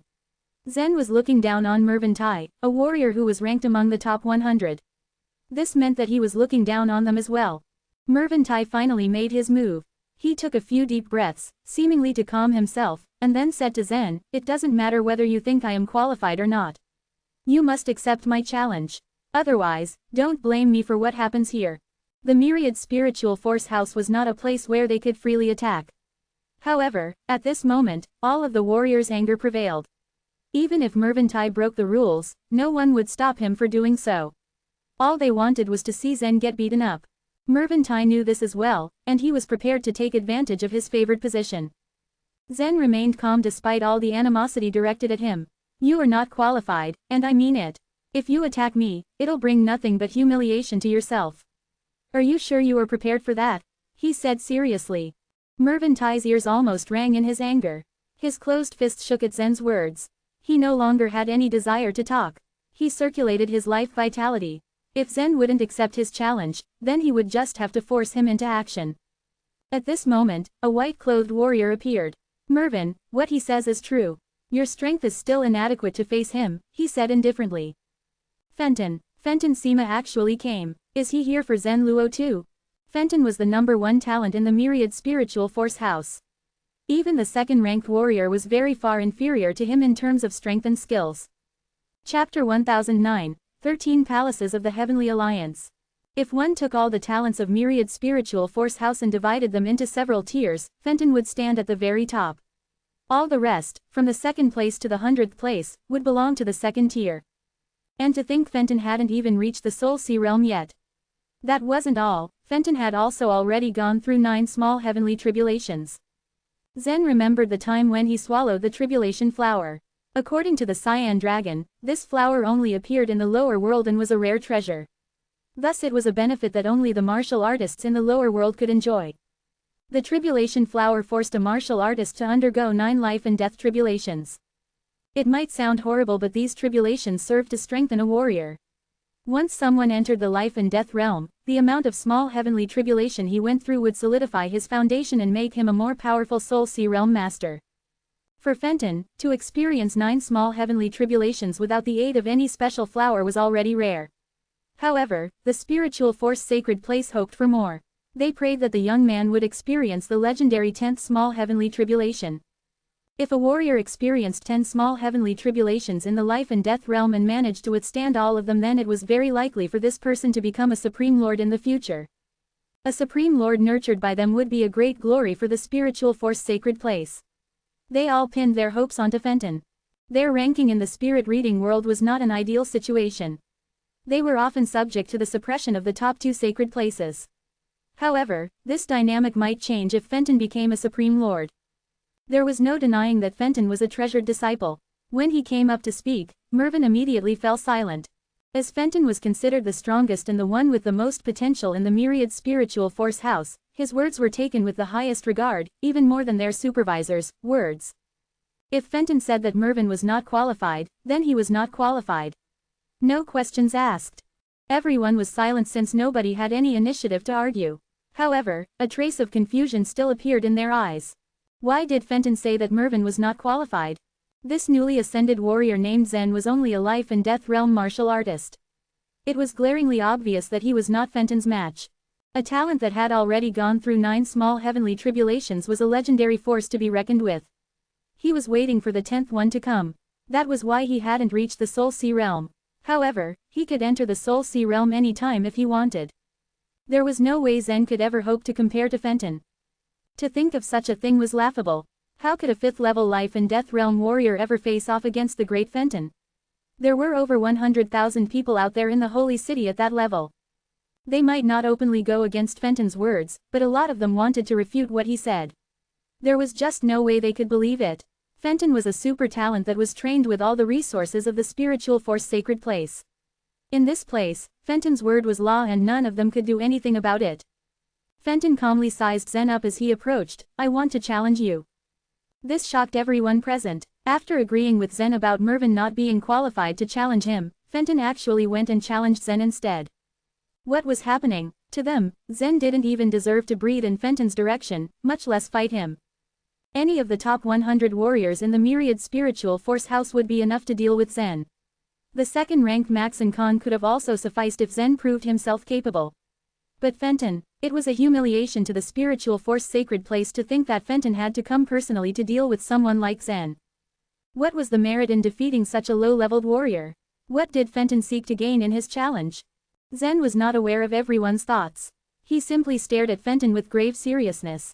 Although this guy in front of him was only at the life and death realm, he knew this person wasn't going to be a simple opponent. "I am not here to spar with anyone. I'm just waiting for someone," Zen said. "Ha, you don't have the guts, right? Why didn't you say that Fenton doesn't have the qualifications to fight you this time? There will always be a price to pay for your arrogance. Since you don't want to accept his challenge, kneel down and kowtow 30,000 times. No, 300,000 times." Zen's refusal of Fenton's challenge convinced them that the warrior was indeed weak and was afraid of losing against such a great warrior. All confusion over Fenton's acknowledgement of Zen was thrown out of the window and replaced with some kind of sick gratification that they were right in assuming Zen's weakness. Fenton, however, wasn't giving up that easily. "You cannot refuse." "Why?" Zen asked curiously. He didn't take this guy as an unreasonable person. "Because this is the order of the Saint Lord. He wants me to challenge you," he replied. There was no need to hide it. He had to tell Zen the truth that this was the Saint Lord's order. The Saint Lord wants Fenton to challenge Zen. What's going on? Why, who is this Zen that made the Saint Lord give out such a ridiculous order? Everyone was suddenly abuzz with discussion. Even Zen was a bit confused. Was this the Saint Lord's plan all along? To make him stay in the myriad spiritual force house temporarily so that Fenton could issue him a challenge? Why? Fenton noticed the conflicted look on Zen's face. "The Saint Lord is doing this for me. He wants to recommend me to the Alliance, but you have already been chosen by them. If I defeat you, then I can prove my strength to the Alliance and make them choose me. This is the reason why the Saint Lord issued such an order."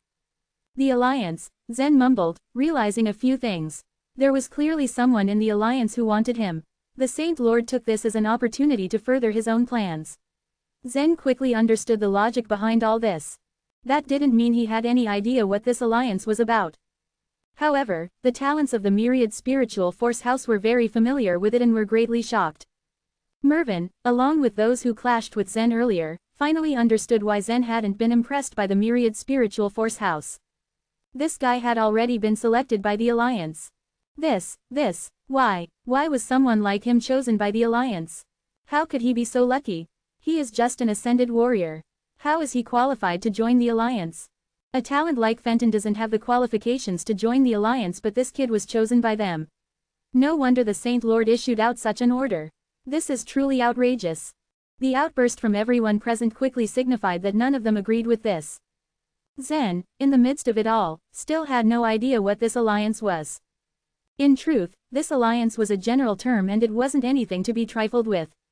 It was a large human power established by the Supreme Lord of Oracle, the Heavenly Alliance. It consisted of 3,000 supreme worlds and was considered to be one of the top forces in the entire universe. The spiritual force sacred place was a member of this Heavenly Alliance, and the spirit reading world was only one of the 3,000 supreme worlds it covered. Warriors of the spiritual force sacred place also automatically belonged to the Alliance. However, all the supreme worlds, including the spirit reading world, could only be considered as the outer supreme worlds of minor importance on the periphery of Heavenly Alliance. When Fenton said he wanted to join the alliance, that meant that he actually wanted to join one of the 13 palaces that formed its core. Each of the 13 palaces occupied a supreme world and was led by a world lord who enjoyed a higher standing than the regular world lords of other supreme worlds. These 13 palaces formed the core of the alliance, after all, and were greatly revered by all. To join the 13 palaces meant access to the best martial arts sacred place in the world, which also meant getting in was extremely hard since admission was extremely selective. Only renowned talents with monstrous strength deserved a spot.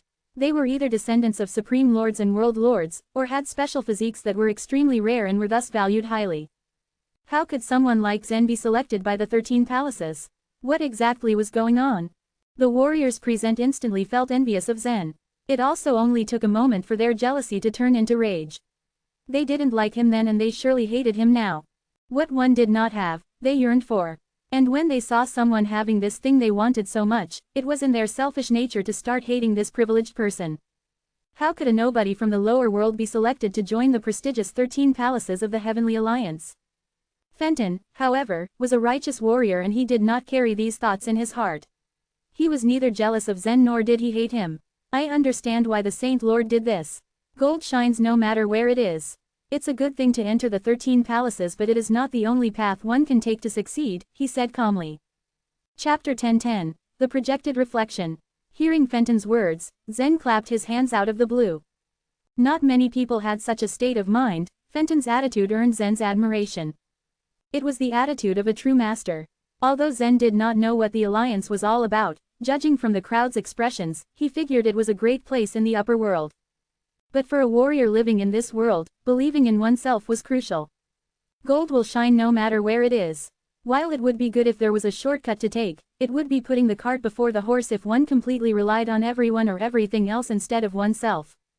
That's right, I couldn't agree more, said Zen with a smile as he stood up. Calmly, Fenton returned, I don't need your approval.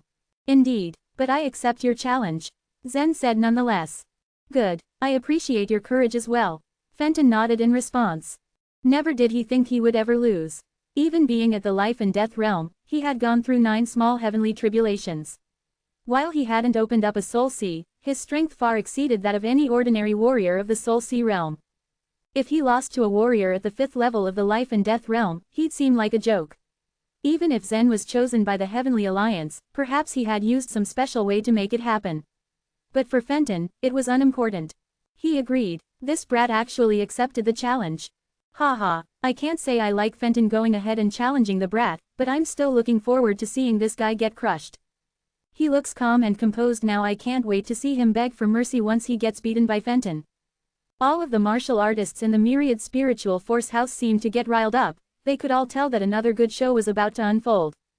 The ignorant brat from the lower world had no clue what he was in for, but the talents of the Myriad Spiritual Force House were all well aware of Fenton's strength. So it wasn't only Fenton who was extremely confident in himself, it was all the warriors there. The blind faith they had in him was rather overwhelming. In that case, this way, please. Fenton gestured with his hand as he spoke. Only then did Zen leave the corner. It was the first time since he entered the Myriad Spiritual Force House that he even stood from his spot. Zen then followed after Fenton as they walked along the Myriad Spiritual Force House, the other warriors gathering to follow behind them. You're still in closed-door cultivation. Hurry up and come out. Fenton is going to fight. Fight? Yeah, he's going to teach some newcomer from the lower world a lesson, haha. Sounds like a good show to see. I'm coming. The news of Fenton challenging Zen spread like wildfire through the holy city through the communication tokens.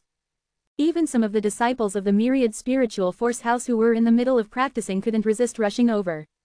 As for the disciples in closed-door cultivation, they hurriedly packed up and hurried over. Those in the holy city were the most anxious. The city was simply too big. Because they couldn't easily rush back, all they could do was find the nearest transmission array to head back. While they did, they prayed that Fenton would show some mercy to his opponent. It was all they could do to hope that the warrior who had just ascended from the lower world would be strong enough to hold on for a little longer until they arrived. As Zen followed his opponent, the crowd behind them seemed to grow. From only about 100 onlookers, their audience grew to 1,000, then 2,000, 3,000, and even 4,000. Seeing the huge crowd behind him, Zen was rendered speechless. Most were at the Soul Sea realm, and only a few seemed to be at the Life and Death realm. Never did he think that the people in the upper world would make such a big fuss over a trivial thing. After entering the depths of the myriad spiritual force house, Fenton led Zen into a large hall. Is it all right to spar in this hall? Although the grand hall in front of Zen was spacious, it wasn't nearly enough to contain warriors of their level. When they sparred, they could topple mountains and overturn seas. Within a few moves, they could easily end up blowing off the roof. But Zen's question drew a wave of laughter from the crowd behind him. He really is a bumpkin from the lower world. He doesn't even know about illusion space. HMPH. This guy is so ignorant. Well, he came from a small place, what kind of things can you really expect him to know? Hearing the insults, Zen merely pursed his lips and forced a smile. But Fenton didn't mock him. Instead, he pointed to the two diamond-shaped jade symbols floating in the middle of the hall. This is the Dragon Tiger Hall, a place for our martial artists to spar with each other. Here, there is an illusion space where our reflections can be projected. All our weapons, treasures, and cultivation methods will be duplicated in this space, everything only a reflection. This way, when we spar with each other, we can fight without holding back and nobody would get hurt. With that, Zen easily understood why he was brought there. So this is a magic array. After a moment of thought, Fenton nodded and said, you can understand it that way, but this illusion space isn't exactly the same as a magic array. Magic arrays created a lot of illusions, warriors' bodies could be covered in them. As for the illusion space, it took advantage of the fifth layer of space law, refraction, which could project a martial artist's own reflection into it. Much like when looking into a mirror, the reflection of the martial artists could enter that particular space to fight, along with all of their weapons and anything attached to their bodies. From this perspective, the illusion space was much more complex than the magic array. Fenton didn't bother explaining too much to Zen. There was nothing wrong with Zen thinking it was a magic array. Well then, how do we start? Zen asked. With a wave of his hand, Fenton made the pair of diamond-shaped symbols float the Dragon Tiger Hall. When they flew over, he extended his hand and lightly pushed the symbols toward Zen. You must pour your life vitality into it to enter the illusion space, Fenton explained. Hesitation seemed to appear in Zen's expression. Once he entered the space, everything about him would be duplicated. Did that mean his secrets would be leaked as well? It was quite a dilemma because Zen was well aware that there were some secrets that couldn't be exposed no matter what. Seeing Zen's hesitant expression, Fenton had a moment of thought. As if he could read Zen's mind, he said, the illusion space is only using the space law. It doesn't copy your body by fully understanding you, so it won't remember anything you wish to hide. It's the same as looking into a mirror. A mirror could clearly reflect a person's image, but it did not store anything about that person before it. Zen's misgivings were dispelled by that single metaphor. But in his moment of hesitation, he became an object of universal derision. This warrior from the lower world is so cautious he's probably too afraid of his secret getting exposed. I wonder how much that secret is worth. The poor tend to scurry for a place to hide. You should get used to it. Still, Zen's concerns were justified. Not to mention the furnace in his mind, nor the heavenly fragment. If the roaring token were to be revealed, he'd be stuck in deep trouble. Even supreme lords would go crazy over a roaring token with limitless uses. Zen had every reason to be extra careful. Not minding the derision, Zen calmed himself down instead and activated the diamond-shaped jade symbols. Swish, swish. The moment Zen activated them, he suddenly found himself sinking into another space. But he wasn't actually entering another space. Remaining where he stood in the Dragon Tiger Hall, he created an identical main body through reflection. This illusion space is truly interesting. One can fight with all his might here. Even when you're killed off, only the projection dies. Avoiding any real damage, we won't have any scruples going all out. Zen thought in delight. A slight smile tugging at his lips, Zen examined his surroundings. Where he stood, it was incomparably spacious. There was no end in sight. Fenton's figure quietly appeared in the space, standing not too far away, just as his reflection entered the illusion space. Chapter 10-11. An interesting habit. Fenton was holding a jade sword in his hand and floating around quietly. He looked calm and peaceful. I could have rejected the proposal of the Saint Lord, he suddenly remarked in a mysterious voice, playing with the jade sword casually. Truth is, I am challenging you not only to fulfill the Saint Lord's wishes, but also to prove a point to the 13 palaces of the Alliance. And what might that point be? Zen asked with a smile. I want to prove to them that their choice is wrong, Fenton answered. Upon hearing that, Zen smiled faintly and told his opponent, then come. Prove it. He raised his long sword in front of his chest. This was a top-grade sacred weapon. A sacred weapon? Fenton was surprised when he saw that. Yes. So what? Zen asked. Nothing. Actually, it is understandable. You've just ascended and therefore, I don't find it strange that you don't have a divine weapon. Fenton shrugged his shoulders. Unexpectedly, he then sheathed his dark red jade sword and took out a light green one instead. I have two swords. The crimson one is a secondary first-rank divine weapon called the State Sword. I would have used that against you, but it would spoil my reputation if I did. The green one in my hand is a secondary third-rank divine weapon. It is only one grade above yours. I know that it would still be a little unfair to you, but I don't have any sacred weapons. So I'm sorry. Fenton genuinely seemed like a warrior who followed fair play rules. A secondary third-rank divine weapon. And a secondary first-rank divine weapon. Zen was confused when he heard that. The warriors from the Myriad Spiritual Force House all laughed when they saw his face. Through a picture slab in the Dragon Tiger Hall, they could view the entire illusion space, and at the same time, the sound from this world was also transmitted to them. They could know everything that was going on here. I told you that anyone who comes from the lower world is a bumpkin. Ha! Maybe this guy has never even seen a divine weapon. That's a real possibility and it would be a hoot. In the lower world, it's very difficult for a weapon refiner to refine a divine weapon. They were all wrong. In fact, Zen had seen many divine weapons in his life than they would have expected. However, he had never studied the grades of the divine weapons. He had always thought that the divine weapons, much like the sacred weapons, were also divided into 3 grades, top, middle and low. But judging by Fenton's words, that was not the case. The truth was, the lowest grade of the divine weapons was the secondary third rank. It was 1 level stronger than a top-grade sacred weapon, which was called a semi-divine weapon in the 4 divine kingdoms. From then on, they went all the way from third rank to secondary second rank, secondary first rank and first rank, with each one better than the last one. At the top of them all was the supreme divine weapon. Fenton's dark red state sword was a secondary first rank divine weapon. Which meant that it was quite a formidable sword. However, the most powerful weapons in the universe were the ones which were listed on the Universe Spirit Tablet. The Universe Spirit Tablet was ranked by some 3,000 supreme divine weapons that adorned its top. Only after that came the first-rank divine weapons, which went all the way till 10,000th. When Fenton came to know that Zen didn't know the classification of weapons in the upper world, he even explained it to Zen. He seemed like quite a charmer if it weren't for the fact that he was going to fight Zen. Zen did have a supreme divine weapon, the Black Star Pickaxe, but it was not so appropriate for combat situations. Moreover, this was the upper world. He might not be strong enough to protect his weapons now. Therefore, it was better if he hid his Black Star Pickaxe from prying eyes of some super strong warriors. We have talked too much. It's time to fight. Fenton smiled and began to motivate his martial arts skill. The Wind Law, at the 4th layer. Zen's eyes narrowed as he appraised his opponent's skill. You were right. It's a pity that my affinity of the space law is not that good. I would have loved to use that. All of a sudden, his figure vanished even before his words had ended. Faced with an invisible enemy, Zen released his sense to perceive the surroundings. Everyone's affinity to the law power is different. Wouldn't it be better for you to practice the law that you are good at? He also asked the thin air around him. You don't understand. A voice drifted over from all around. The space law and the time law are 2 of the most fundamental skills in the upper world. You can ignore the other laws, but it is necessary to practice these 2 laws. Along with the voice, a fierce wind also blew over towards Zen. At the same time, a light green sword stabbed out from within it secretly.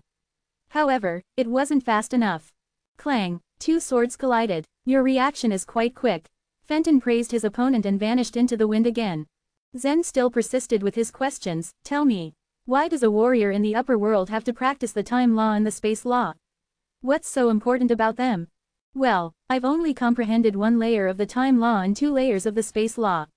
And I am quite distressed about this incompetence. Be careful, it won't be easy to dodge me this time. With that, the wind blew again, and it was fiercer this time. It was going to be more difficult to locate his position. However, Zen warded Fenton's second attack off quite easily with his long sword. Once again, he was the winner. The 2 were chatting and fighting, as if they were playing games instead of real combat. Fenton was surprised when he failed the second time. His first stab had only been a sort of test. Something to see how strong Zen was. Fenton had used only 30% of his strength. So, it was understandable that Zen had dodged the first stab so easily. But the second time, he had used the 49 wind skills, so the power had been very strong. According to Fenton's guess, Zen should have been in an awkward state even if he had resisted the attack. In his plan, he wanted to stab Zen's reflection in the illusion space with his third attempt. But his second attack didn't work as he expected. Zen still looked calm. I still don't understand. Why are the space law and the time law necessary skills for the warriors in the upper world? He asked when he dodged Fenton's second attack. Yes, they are absolutely necessary, which is why I've been staying in a secluded place to practice the two laws very hard for the last several days. Fenton moved over with a gust once more. This sort of information was very important for Zen. It made sense for everyone here to honor time and respect space. These two original laws were extremely strong. Take the time law for example. If your opponent could change the time flow rate, he could move at a speed 100 times your own. And no matter how fast you moved, he would still be 100 times faster since time was flowing differently for him. The only way to deal with a warrior practicing the time law was to practice the time law yourself. The same could be said for the space law. If someone had mastered the space law, he could move tens of thousands of miles in a single step. Thus, he could escape from his rival in a fight very easily and appear behind him the next instant. Hence, the time law and the space law were the basis of every law and also an essential requirement for all the warriors in the upper world. When Zen and Fenton fought and chatted at the same time, there was a lot of discussion about them among the warriors in the Dragon Tiger Hall. I didn't expect that this guy would be able to ward off 2 attacks from Fenton. Take it easy, Fenton hasn't tried his best yet. Don't you remember that he always defeats his opponent in 3 strikes? But this guy hasn't used his full strength too. Look at his relaxed expressions. And he is still asking questions. I think he's just pretending. I think he is almost frightened to death in reality and just putting up a brave face. Be quiet, Fenton is going to launch his third attack, someone shouted. Fenton had a basic habit that he would never defeat his enemy with a single attack.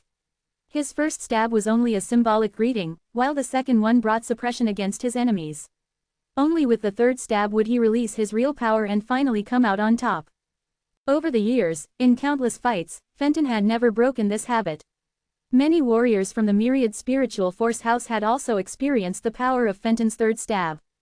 In fact, some of them took this as an honor to boast in front of others. I successfully dodged Fenton's first 2 stabs. In the illusion space, a fierce momentum was suddenly conveyed from the frenzied gale. Zen's face turned cautious in an instant. Chapter 10-12. Different types of law power. Fenton was probably the first talent Zen had fought since ascending to the upper world. Victory or defeat in this battle had no effect on Zen. Moreover, death in the illusion space was nothing too serious. However, it had a crucial guiding role in Zen's judgment. Facing Fenton's third sword attack, Zen was naturally wary. Huff, huff. In the endless illusion space, countless violent gales appeared out of the blue and circled around Zen. Soon after, the formless gales began to squeeze together, creating a strong spiral tornado in front of Zen, a layer of golden light covering it. The metal law. Zen's eyebrows twitched. Is this the perfect fusion of the 2 types of law power? Fenton's figure materialized once again next to the increasing number of gales that still fused together unceasingly. He no longer needed to hide his own figure. Just now, Zen had easily deflected Fenton's second sword attack, which surprised the latter. However, Zen's strength was reasonable and to be expected. Fenton didn't treat Zen as any other ordinary warrior from the lower world. Although he detested the foresight of the members of the 13 palaces, he believed that they had an eye for outstanding warriors. Zen indeed had some remarkable skills. However, his evaluation of Zen so far was only limited to these certain skills. An opponent of this level did not need to face Fenton's full strength to be defeated. Thus, he believed that Zen would fail to block his third sword attack. When the gust of wind and the golden light merged together, Fenton stabbed his jade sword in the tornado. His jade sword was a secondary third-rank divine weapon, but being made of jade, it was extremely soft. As it pierced the winds, it instantly turned to dust. However, as the jade sword broke into pieces, Fenton kept his hold on the sword hilt and smiled at Zen. I think we should talk outside of the illusion space. Once Zen's physical body within the illusion space was destroyed, his reflection would disappear, which implied that he would certainly die under the sword strike. Whoosh! Without waiting for Zen's reply, Fenton lifted the sword hilt easily. The mass of wind suddenly changed shapes, turning into the blade of his jade sword from the rotating circle it had initially formed. Fenton extended 2 of his fingers toward the blade, swinging the sword with his other hand with all his strength. Huff, huff, a wind blade, flickering with golden light, charged straight at Zen. The golden wind blade. Zen was shocked to see it. He had seen this kind of golden wind blade before.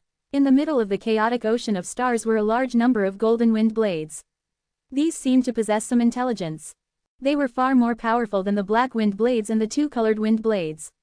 Zen could try to transfer the power from those wind blades to other places, but he never dared approach the golden wind blades. As per his judgment, the power of the wind law contained within the golden wind blades was on an unimaginable level. That's not right. With a quick thought, Zen denied his own conclusion. This particular golden wind blade had a similar shape, but the power contained in it should be inferior to that in the golden wind blades of the chaotic ocean of stars. Fenton was undoubtedly the topmost talent in the 10th grade sacred place. However, all warriors of the celestial position were great talents. At the time, it was very difficult for the several spirit supreme realm warriors of the celestial position to tolerate the black wind blades, not to mention the two-colored wind blades and the golden wind blades. It was impossible for Fenton to have such formidable strength. It didn't make any sense at all. As Zen thought of this, the pressure in his heart suddenly dissipated and the chaotic energy within his body began to surge increasingly. He had learned the other original laws in the fairy palace. His affinity toward the various laws was high, and so, comprehending them was not too difficult. Before entering the upper world, he had naturally prepared himself for all obstacles. As Zen swung his long sword, a wind blade suddenly appeared attached to its surface. This green wind blade revolved wildly around the sword. Zen wanted to use the wind law to combat Fenton's attack. When Fenton noticed the wind law that Zen employed, a trace of disdain flashed in his eyes. He was a warrior who mainly focused on cultivating the wind law. The metal law was his second choice. Thus, his cultivation method was also compatible to the wind law. As he saw Zen perform the wind law, he thought Zen was too overconfident and reckless to show off his meager skills. Zen seemed to be using the wind law that only had 3 layers. How could such a low level of strength block Fenton's sword strike? I overestimated you, Fenton said in a whisper. As for the warriors of the myriad spiritual force house, they were happy to witness the scene inside the Dragon Tiger Hall. He is showing off his incompetence before a superior master. He is just asking to be humiliated. Ha ha, this boy is a warrior who has only just ascended to the upper world. Being able to practice the 3rd layer of the wind law already is not bad. Let him struggle in despair for some time. When he comes out of the illusion space, we will make him eat the humble pie. The warriors laughed out loud. As more and more warriors rushed back from outside, the spacious Dragon Tiger Hall got crowded. At least 6,000 or 7,000 warriors occupied the hall, perhaps even more. The other warriors who had not yet returned were in the process of practicing an important cultivation method in the secret chamber and were unable to come out. What these warriors did not know was that at the moment, even the Saint Lord and the elders of the spiritual force sacred place were silently watching the spectacle occurring in the illusion space. However, they wore puzzled expressions on their faces and their reactions were different from those of the warriors. Elder Gong, what do you think of this? The Saint Lord asked as he stared at the wind blade that Zen had created in the illusion space. Elder Gong, who was also one of the founding members of the spiritual force sacred place, said with a serious face, "It's unusual. He is indeed performing the wind law, but this wind law just has 3 layers. He is far inferior to Fenton. I can see that the wind blade is completely different from any other ordinary one, however. It's so strange." The Saint Lord nodded. "I thought earlier that I was the only one who had this illusion. Zen hasn't used any secret technique or cultivation method. He has only used his life vitality to condense the law power. How did he create it?" With their keen senses, the Saint Lord and the elders noticed the abnormality the moment Zen created the wind blade. However, they were confused by this occurrence and did not know what it meant. There were only 3 layers to Zen's wind law, and the number of layers was a key factor for its strength. The quality of one's cultivation determined the power of the wind blade. The problem was that they could not tell what kind of technique Zen had used. At most, it was only an exquisite and strange sword technique. However, the Saint Lord and the elders were rigid in their thinking, and it rendered them unable to see the clues hidden within Zen's technique. They didn't know that Zen didn't use the life vitality in this instance and that there was in fact someone in this universe who could use chaotic energy. Indeed, he did not use any other cultivation methods, for the chaotic energy circulating in his body was a kind of cultivation method in itself that none of them had heard of before. When warriors absorbed the vitality between heaven and earth, they could transform it into life vitality to be used by themselves, which meant that they could utilize what was created by nature. After following the rules of using the life vitality, they could make it release great power. Chaos, on the other hand, was a purer substance. It was the very source of the world that was the cause of all formations, from a blade of grass or a tree to the mountains and rivers. The law power that erupted out of chaos was different from that of life vitality. The trials and tribulations that Zen had endured in order to cultivate the primal chaos technique were something that ordinary people could not imagine undergoing. However, the rewards that he would reap in the future were also beyond his imagination. Fenton's sword attack was powerful and seemed to overturn the entire continent. If his cultivation method had been performed somewhere else in the myriad spiritual force house instead of the illusion space, it would have destroyed the place. In contrast, Zen's sword strike seemed less powerful. As he swung the sword, a green wind blade condensed in the middle of the sword light. The wind blade formed by the third layer wind law was far from enough to withstand Fenton's strike. Many disciples of the Dragon Tiger Hall watched the battle with a mocking expression on their faces. They believed that the wind blade would be swallowed up by Fenton's sword attack very soon, along with Zen's body being engulfed and torn to shreds. They couldn't wait to see Zen's dejection upon leaving the illusion space. Chapter 10:13, The State Sword. In the illusion space, the combatants, Zen and Fenton, were maintaining a cautious distance from each other. The large and small wind blades collided together at this moment with a shower of sparks. In power and size, these two wind blades were completely opposite. Fenton's was infused with the strength and power of metal. It was exceptionally sharp, seemingly able to cut through anything in the world, slicing it to pieces. Zen's wind blade seemed to be an ordinary one, with only a few fragments of sword light emanating from it in occasional flickers. So, from the bystanders' perspective, it was like a lion pouncing on a helpless rabbit. It seemed obvious who was going to win the fight. The instant the two wind blades collided, an ear-piercing sound rang out in the illusion space. It was the sound of the wind blades colliding with each other.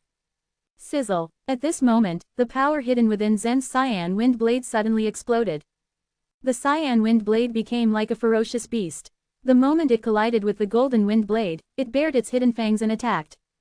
In just a split second, the golden wind blade was completely defeated, as it was utterly engulfed by Zen's cyan wind blade.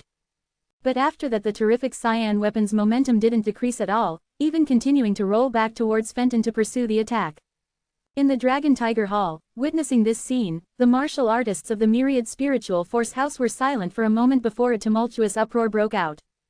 This is, someone stammered, too stunned to finish his sentence.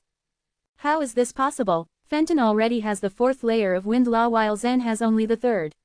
How is it possible that Fenton has been defeated by Zen? Moreover, the cultivation method that Fenton practices is something special. He has also completed the fourth layer of the metal law. Thus, he is much more powerful than before. In the uproar, all of the martial artists' mouths were left wide agape. Some of the martial artists even vigorously rubbed their eyes, as if they couldn't believe what they had seen. At this moment, the Saint Lord of the spiritual force sacred place suddenly stood up and stared blankly at what was happening in the illusion space. Disappointment and chagrin were evident on his ancient features. The other elders of the sacred place were also left silent and dispirited. What's going on? How could this happen? Asked the Saint Lord, frowning as he stared at the illusion space.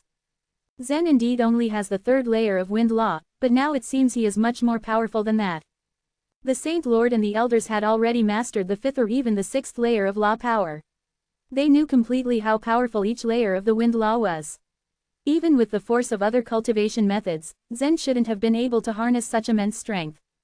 Therefore, they were even more shocked by the scene than the talents of the myriad spiritual force house.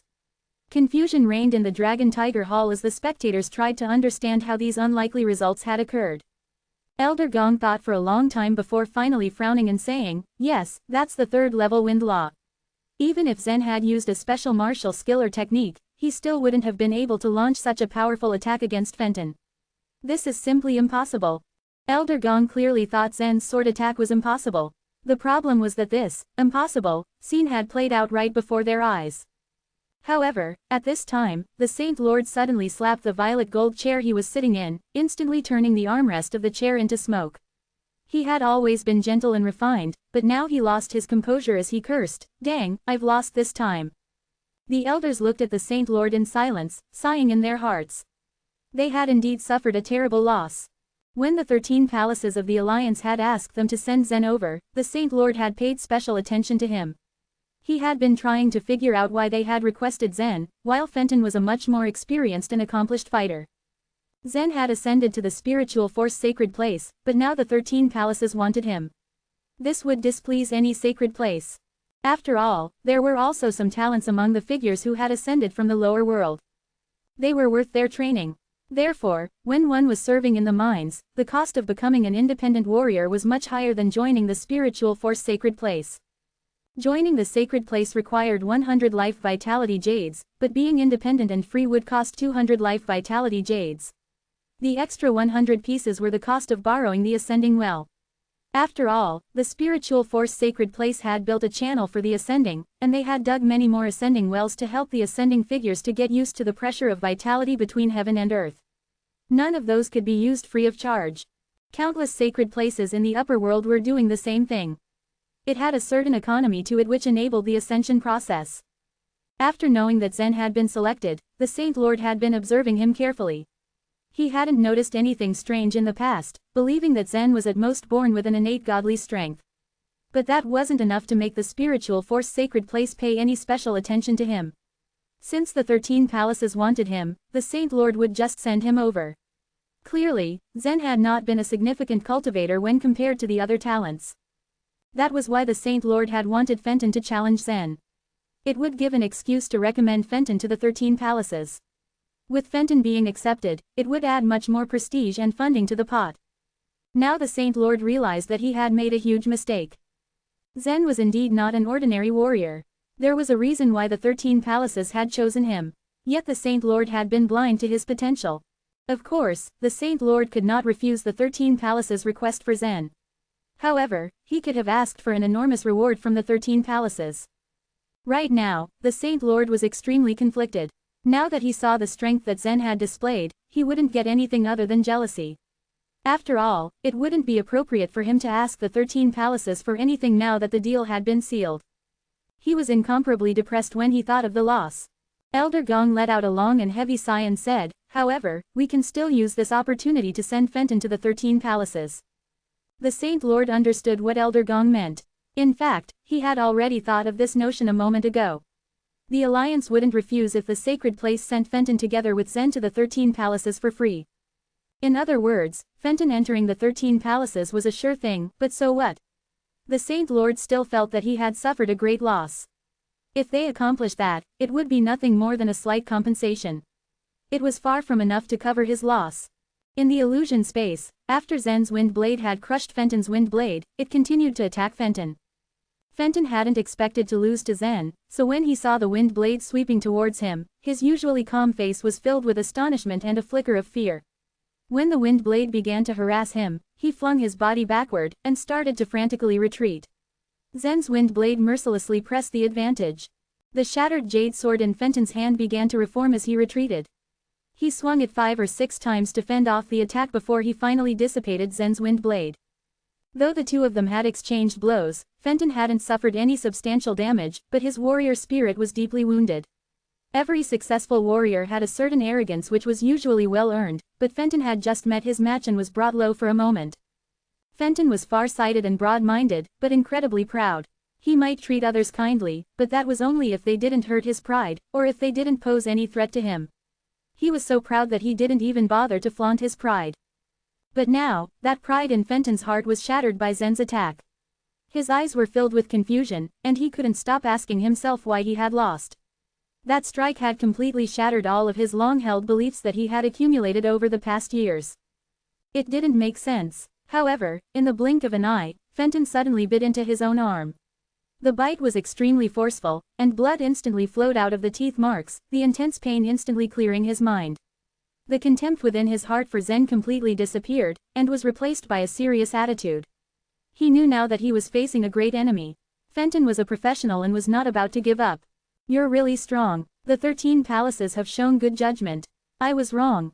Among the younger generation in the spiritual force sacred place, you are the only one that I have had to fight using my full strength," Fenton said. After he had finished speaking, he took out the jade sword which he had stored in the Sumeru space. The state sword was a secondary first-rank divine weapon. The moment he held the sword in his hand, a strange red light burst forth from the blade. When the red light reached Zen's eyes, he sensed a majestic aura. This aura seemed to emanate from the life force of billions of creatures, and Zen felt both strange and awed. Chapter 10:14, Sword Painting. Zen was made familiar with the might of divine weapons back when he was still in the 4 divine kingdoms. The upper world, however, offered a more defined grading standard for divine weapons. Fiona's jade bracelet, for example, was a secondary 3rd-rank divine weapon. The divine weapons the emperors of the divine kingdoms wielded were at the 3rd rank. Meanwhile, Fenton's divine weapon was a secondary 1st-rank divine weapon, 2 levels higher than the divine weapons Zen had encountered. That meant that the power of this state sword was not to be trifled with. The moment the weapon was activated, it felt as if the wielder had transformed into a mighty and aggressive monarch who ruled his state with an iron fist. Zen felt the suppression try to overwhelm him, to force him to bow down to this figure of authority. However, he refused to yield. His eyes glinted with scorn. "You want to suppress me?" Boom! A strong, equally oppressing force was suddenly released from Zen's soul. A warrior improved in 3 areas during their cultivation: their bodies, their life vitality, and their souls. Zen's body refinement and life vitality cultivation were completely different from other people. However, his soul training remained pretty standard in terms of technique. During his final stay in the central region, the Cyan Dragon had planted a soul seed for him so that his soul might finally be able to enter the Jasper Fighting Soul realm. Although he had made a great effort to enter the Jasper Fighting Soul realm, Zen did not really have much of an edge when it came to soul training and stayed in the Fighting Soul realm for quite a long time. The Saint Lord of the Spiritual Force Sacred Place was already privy to the strength of Zen's soul. However, even if reaching the Jasper Fighting Soul realm as a 5th-level life and death realm warrior was impressive in the lower world, the standards were much higher in the upper world. Nonetheless, the soul seed planted by the Cyan Dragon helped Zen a lot and gave him extraordinary powers. As Zen released his oppressing force, the soul seed was activated and increased his soul pressure 3-fold. Not only that, but his soul was also fused with the will of the great world he lived in. The imposing aura of the great world was fused and inseparable with Zen's own soul pressure. The state sword Fenton wielded was a secondary 1st-rank divine weapon forged long ago by a 10th-grade divine kingdom emperor's lifeblood. That emperor had imparted his knowledge and passion of rule, which made the sword emit such an intimidating aura.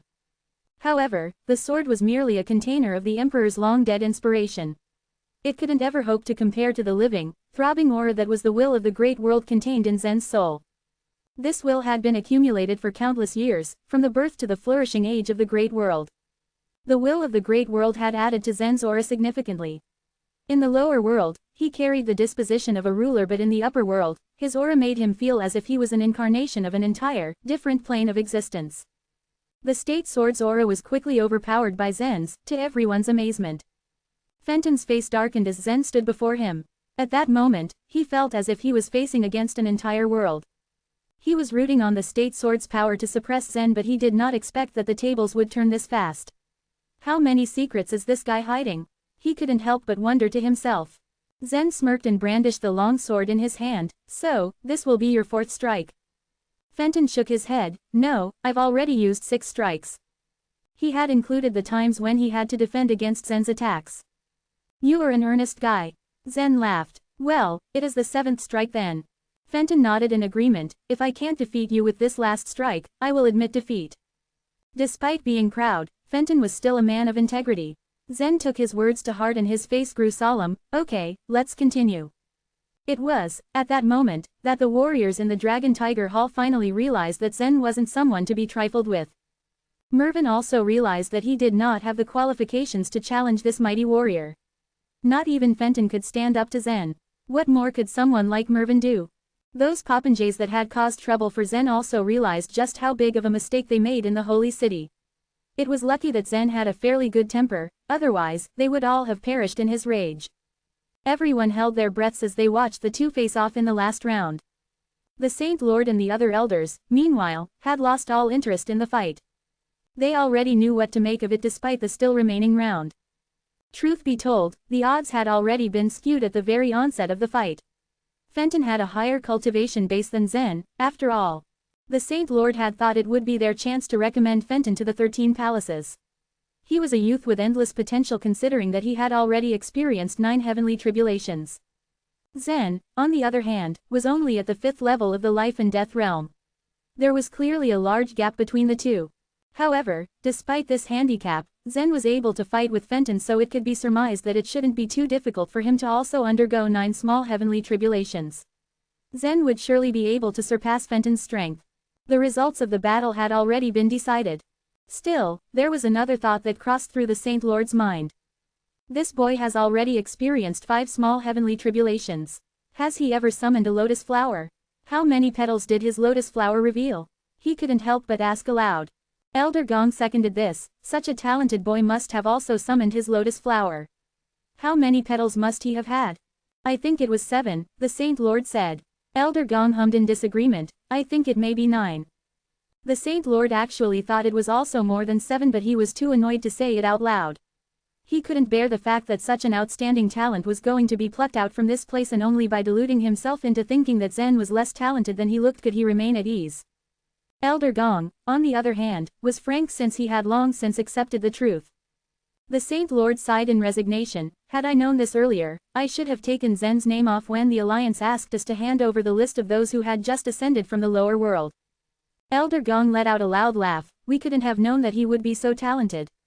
Besides, if the 13 palaces hadn't discovered him, then he would still be down in the mines, digging for life vitality jades.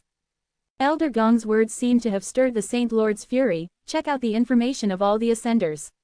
Make an assessment of each person's strength and talent and report everything to me. I'm giving you a month. The Saint Lord ordered coldly. Elder Gong visibly paled, realizing the Saint Lord had unfortunately vented his anger on him. The data to be collected would be useful for the spiritual force sacred place, but not on such a large scale. There was no way they were ever going to find a second Zen anytime soon. Unfortunately, there was no going against a Saint Lord's order. Elder Gong knew it was going to be a long, arduous time waster on his part, but what could he do? During this time, Fenton was finally preparing his last strike, the final attack that would determine the winner of this fight. Sword painting. May the sight of the entire state appear in front of me, and a wisp of wind shall create everything. He chanted as he started swinging the state sword in the air. A magnificent picture materialized from the state sword's movements as if it was a giant brush instead of a sharp blade. This picture drew the entire sight of the state. The gold signified the power of the metal law while the green was the wind law. The process of painting cut Fenton's arms several times, letting the red blood essence swirl and add to the magnificent picture. Chapter 10:15. The King. This technique of using the sword to draw the state consumed a great deal of blood essence. And it was not easy for any martial artist to restore blood essence once it had been consumed. However, Fenton did not want to lose against Zen. Fenton didn't think himself to be an invincible one among his peers, who were on the same level as him. Fenton was an undefeatable figure in the eyes of many warriors of the spiritual force sacred place. However, in the spirit reading world, he was only ranked in the 3rd place. There were many extraordinary talents in the top 2 sacred places of the spirit reading world, such as the son of the world lord of the spirit reading world. Zen had only ascended to the upper world. Be it the resources or environment, those in the lower world couldn't compare to those in the upper world. Thus, the martial artists who had ascended from the lower world were a great deal weaker than those who were born and raised in the upper world from the start. This idea was carved into the bones of the martial artists in the upper world, and even Fenton was no exception. As his blood essence continued to spurt out, the golden-colored state in the painting became tainted with a trace of the intense bloody aura. In the painting, the state was not a peaceful land where songs and dances were performed, signifying good times, but it was a place where horses trampled on the land and heroes contended for hegemony. Countless blood-stained soldiers were depicted in this sword painting. The bright red colors served as the finishing touches to this enormous state painting. By now Fenton had accumulated enough energy for this strike. He swung his sword all of a sudden. Pa! When his sword struck, a beam of bright silver light flashed like a pair of sharp scissors, slicing the state painting into 2. All the images on the painting started to twist and distort, converging into the beam of light and charging towards Zen at the same time. It's coming. Zen retreated quickly when he was faced with Fenton's full attack. The power contained within this strike was extremely special. Although this state painting had been created using the metal law and the wind law, and it was also infused with Fenton's blood essence, it created an extraordinary and special intent. This kind of intent also put psychological pressure on Zen. Its power could not be underestimated. However, Zen was no longer the same warrior as before. He had many methods of dealing with this strike. The simplest and crudest one was to use the magnetic sacred mountain. This magnetic sacred mountain was so powerful that even the masters of the spirit supreme realm couldn't do anything to deflect it. The sword couldn't move it even the slightest bit. But Zen's intention was not to use the magnetic sacred mountain to block Fenton's attack. After all, he was only sparring with Fenton. Even though Fenton had used a secondary first-rank divine weapon and there would be nothing wrong in using the magnetic sacred mountain against him, Zen was not going to rely on the magnetic sacred mountain to defeat his opponent. He wanted to use his own strength to avert the sword strike. He needed to gauge the gap between himself and the talents of the upper world. As the consummate sword intent swirled out from Zen's hand, the chaotic energy in his body also slowly spun. Since his sword intent had reached the consummate level, he had stopped practicing further, but he had developed some insights in the art of swordsmanship. As the chaotic energy fueled his sword intent, he felt his sword intent getting enhanced. I will resist this attack with my body, a sacred weapon. Zen retreated some distance and made up his mind about how he would deal with the attack. Unexpectedly, he charged towards the beam of light coming from Fenton's sword. Seeing this, Fenton was astonished once again. What was this guy trying to do? He thought to himself. He had thought that Zen would have some sort of trump card or defensive weapon to block his attack, or that he would be able to evade his sword with his flexible physical skills. However, this fellow didn't dodge the strike, instead he was coming alone, unarmed, to face a secondary first-rank sacred weapon. The thousands of martial artists in the Dragon Tiger Hall, who were watching them, were also confused. They finally saw Zen's strength, as the wind law erupted from him. Although they were confident about Fenton's state painting drawn by his sword, they were still a little worried. Who knew what trump card Zen had up his sleeve? But Zen didn't seem to have any special ways of dealing with the attack. He was still using his life vitality to drive the sword intent. This meant that either he was not taking Fenton seriously or he was courting death. The Saint Lord of the Spiritual Force Sacred Place didn't pay much attention to this battle. The result didn't matter to him as he could not keep Zen in the sacred place either way. However, when he saw that Zen was fighting Fenton's strongest move this way, a strange expression appeared on his face. This kid is taking such a radical stance. His every move has been beyond my expectations, Elder Gong muttered, but he has overestimated himself this time. It's wishful thinking on his part if he thinks he can just rely on the consummate sword intent to fight against Fenton's state painting. But considering that there is no danger in the illusion space, maybe he is only trying it out. This brat is very bold. Elder Gong had actually guessed Zen's strategy to a certain extent, but he didn't expect what happened the next. When Zen fell into the beam of light, countless soldiers materialized in front of him out of nowhere. Each of them held a sword in their hands, which they swung at Zen. This beam of light it's just like an army of 10 million men. If they were to rush over like this, they would make a clean sweep of all the obstacles in their paths. What was even more terrifying was that the illusory soldiers seemed to be synced to each other. Every time an attack was launched, tens of thousands of them would attack with their swords at the same time. If he let his guard down even for a microsecond, he would be dismembered. Zen didn't cease his attack at all, bravely trooping forward. He instantly blocked countless strikes with his long sword. In order to strike faster, Zen also employed the time law. Within a fraction of a second, his sword created thousands or even tens of thousands of beams of light. Whoosh, clank, clank, clank, clank. As the beams of light from the sword clashed, metallic sounds rang out throughout the place. Kill. As the sword intent swirled in the air, it instantly shredded thousands of soldiers. However, the number of soldiers in the state painting was infinite. As Zen killed crazily, the number of soldiers in the painting kept swarming out. It was impossible to kill them all, and the number of soldiers was increasing. Fenton's face was calm. The intent of the state painting is fused with the unceasingly formidable power. How will it be possible to obliterate it with just the sword in your hand? To use a single sword against my move is simply too reckless.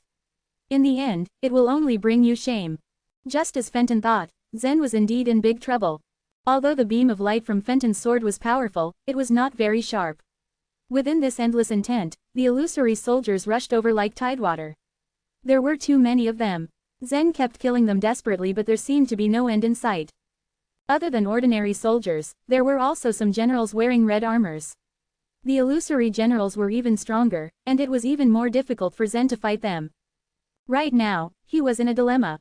Fenton's move cannot be endless. When Zen unleashed his sword intent once more, a look of contemplation appeared on his face. Suddenly Zen's figure flashed upwards, and the beam of light from Fenton's sword followed closely behind him as if it was a maggot attached to his bone. Zen's figure only paused for a moment before it dropped on him once again. He had to face the endless attacks from the illusion of the soldiers and generals once more. "I found it," he exclaimed. The beam of light had absorbed the state painting, and the state in it was ruled by people, and the mountains and rivers also belonged to the people. They must be ruled by someone. When Zen widened the distance between them, he discovered that there was a king dressed in yellow robes hiding deep within this beam of light. The soldiers, generals and the king must have been formed by a kind of spiritual projection technique, which was much more profound and extensive than that of the lower world. "That's him." Zen did not retreat now. Instead, he charged straight at his target, the king. If he could kill him, the beam of light emitting from the state painting would naturally dissipate. Seeing Zen's actions, Fenton's mouth curved slightly. "You finally found him, but do you think you can defeat him?" Whoosh whoosh whoosh. Zen shattered numerous illusions and in an instant, he had passed the thousands of soldiers and arrived in front of the king. Chapter 10:16. Defeat Fenton. The king exuded a bold and dignified aura. When he saw Zen charging towards him among a great number of men and horses, the graceful king rose. He then roared loudly and all the entire lands and rivers suddenly came together to form a long sword in his hand, which he slammed down towards Zen. This strike was hiding the sharpest killing intent within the sword light. Instead of being terrified by this, there was a hint of a smile on Zen's face as he faced this sword strike. Zen found the unending onslaught from the illusory army difficult to cope, but now that all the lands and rivers were contained in the king's sword, he did not fear it at all. Power of Dragon Scales. Zen had activated the power of 3,000 dragon scales. His sword moved from the bottom to the top as he slashed forward. Two rays of light intersected with each other. However, to his surprise, his top-grade sacred weapon couldn't withstand the pressure and broke. Bang! Only half of the long sword spiraled forward, flying towards Fenton. Fenton had originally been staring attentively at Zen's attack. Never in his wildest dreams did he expect that half of a broken sword would come flying at him. He was unable to dodge in time, and the broken sword directly pierced his chest. Even though he was severely injured, he didn't move an inch. He kept his eyes fixated on Zen. Even if he was dead, in the illusion space, it was not a major problem. He only wanted to know if Zen could withstand this move. If Zen succeeded, he would lose, but if Zen couldn't take it, he would win. Therefore, he didn't deal with the broken sword that was stabbed into his body. Now that Zen's sword was broken, what was he going to use to take the king's sword? The top-grade sacred weapon was no longer suitable for Zen. A normal sword was only 2 inches wide, with a sharp blade and an extremely thin body. Zen's physical body could only withstand the power of 5,000 to 6,000 dragon scales. He had just used the power of 3,000 dragon scales, so the sacred weapon naturally wouldn't be able to withstand the pressure. Add to that the heavy pressure from the king's sword, and it snapped just like that. Zen was unable to obtain a better sword from the lower world. If he had been able to access the weapon refining workshop in the fairy palace, then the situation would have been very different. However, he had just covered 2 stages of the true path. He wouldn't be able to use it currently. He didn't have a sword anymore, but he could still use his fists. In that instant, Zen tossed away the other half of his sword and grabbed onto the king's sword with his bare hand. He was using his bare hand to shoulder the enormous weight of the sword. Puff! Zen was holding onto the blade of the sword with his hand, immediately causing his blood to burst out. At the same time his other hand had already smashed the king's face. Boom! His punch contained the power of 5,000 dragon scales. When it landed on the king, his body split into pieces, turning into specks of golden light. The sword aura displayed by Fenton was blown to smithereens by Zen. Except for Zen and Fenton, no one else could see these illusions. For the others, it appeared as though Zen was surrounded by Fenton's sword light. Zen was holding on with the sword in his hand and in the end, his sword broke. Then they saw Zen brandishing his fist and smashing Fenton's sword light into a million pieces. Many of the warriors in the Dragon Tiger Hall felt that this was inconceivable. They couldn't understand how Zen had done it at all. It was a miracle. "I lost," Fenton admitted miserably, his face deathly white. The broken sword had already pierced through his heart, but his body was especially powerful as he was a warrior. Even with his heart pierced, he had already survived for a long time. So he'd been waiting here. Zen shook the blood off his hand, and said to Fenton with a triumphant smile, "That's right, you've lost." Fenton forced out a tiny smile and said, "It's too painful to speak like this. Let's talk after we get back to the Dragon Tiger Hall." Although he would not die in the illusion space, his projection could feel the pain caused by the half-sword. Being stabbed in the chest with a broken sword was not a pleasant feeling. Both Zen and Fenton opened their eyes at the same time in the Dragon Tiger Hall. Zen stood up and looked around. The talents in the myriad spiritual force house were all stumped. They could not see exactly how Zen had broken through Fenton's sword moves, but he had managed to defeat Fenton using a top-grade sacred weapon alone. Fenton was the most powerful warrior in the myriad spiritual force house, and more importantly, his sword was a secondary first-rank divine weapon. One could imagine just how big of a gap there was between him and Zen. Perhaps Zen had some kind of a trump card that he hadn't used yet, but they didn't need to know any more. The strength that he had displayed in this fight was enough to earn him their respect. From this day on, they would all look up to him. Fenton moved in front of Zen and bowed deeply in front of him, saying, "In the past, I had some prejudice against those who had ascended from the lower world.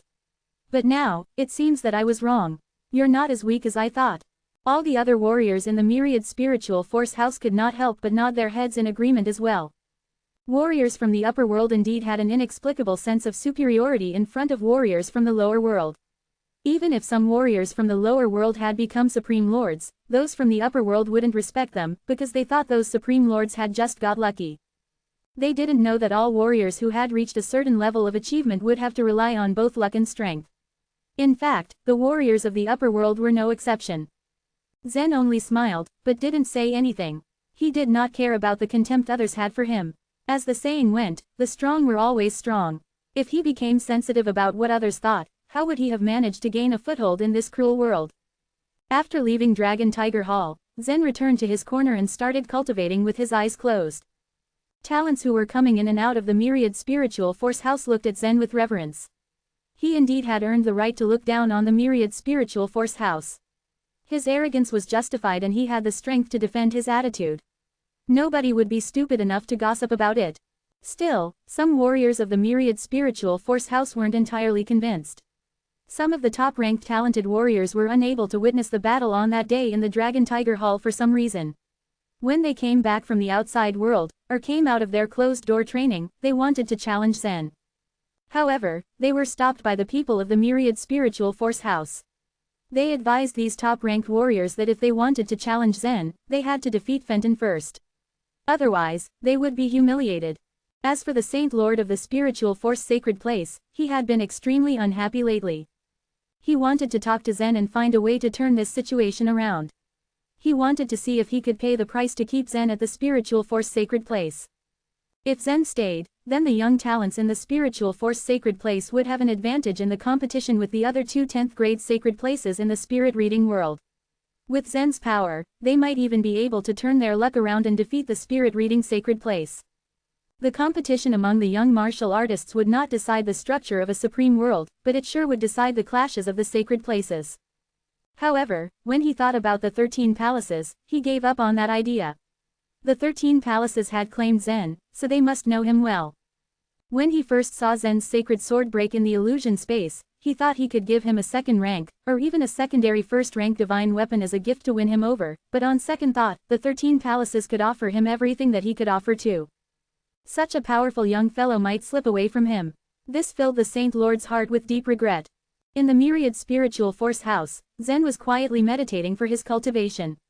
He could already feel that the sixth small heavenly tribulation approaching. He wondered if there was any difference between going through the heavenly tribulation in the upper world and in the lower world. Time quietly passed as he was waiting and cultivating.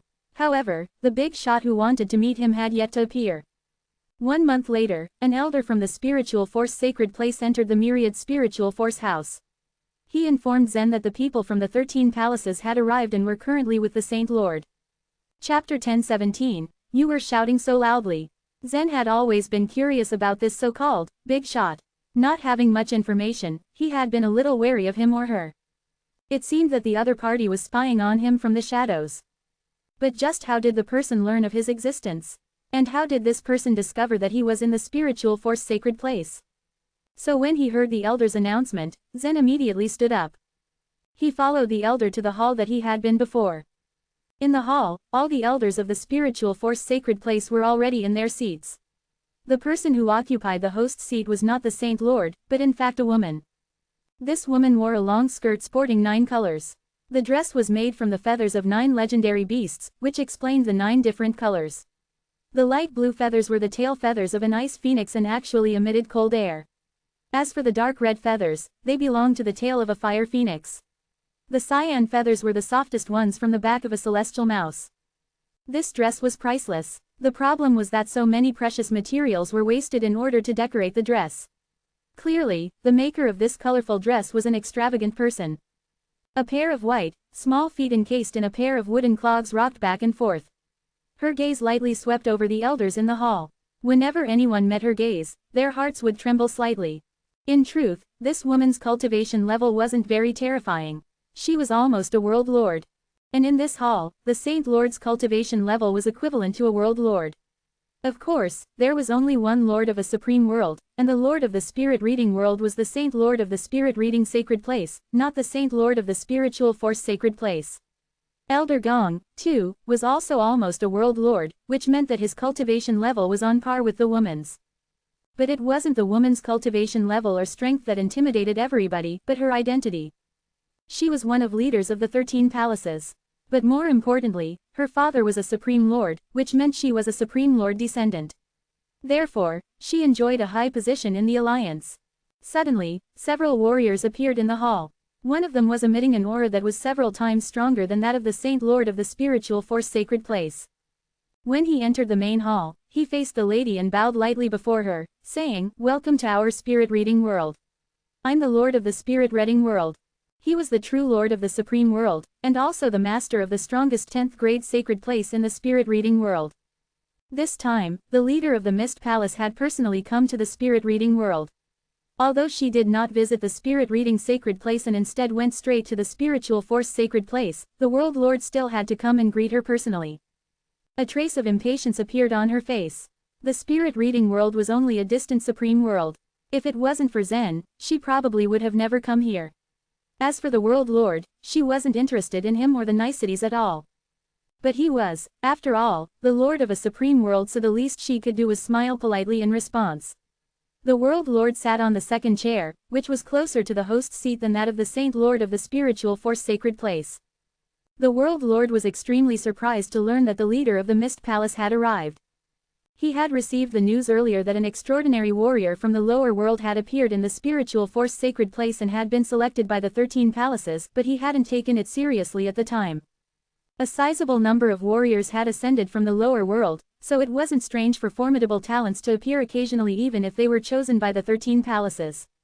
The universe was so huge that there was always a good chance that such a person would appear. The question was what made the leader of the Mist Palace take the trouble to come here for that warrior. It was a mere warrior from the lower world. How could a warrior like that be so eye-catching for her? Although it was impossible to enroll this warrior in the spirit reading sacred place, he still wanted to take a good look at just who this special warrior was. "He still isn't here," Yolanda grumbled in a low voice. She spoke softly, but the people in the hall did hear her. A hint of a smile played on the World Lord's face. Although his spirit reading sacred place and the spiritual force sacred place both belonged to the Alliance, they were both in the same supreme world and were competing with each other.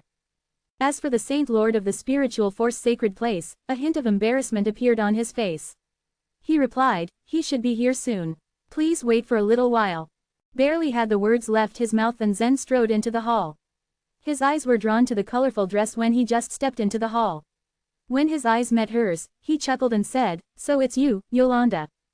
The mystery was finally unraveled after a long period of suspense. All the elders in the hall gasped loudly as they stared at Zen in bewilderment.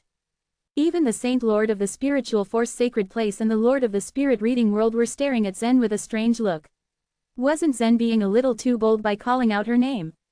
Nobody was aware that Zen had encountered 2 of Yolanda's clones. He had always treated her as an equal.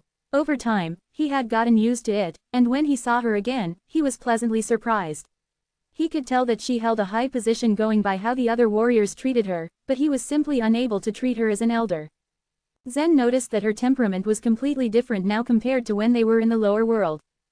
Of course, this mystery had already been explained to Zen by the Cyan Dragon earlier. The 2 Yolandas he had met in the lower world were her clones. The soul split spell still had its own flaws. The emotions and memories of these clones were incomplete, and that meant that there were flaws in their personalities. The actions of the clone in the eastern region and the one in the Tower of Sin were very weird. They weren't exactly robotic, but they lacked emotions such as joy, anger, sadness and happiness.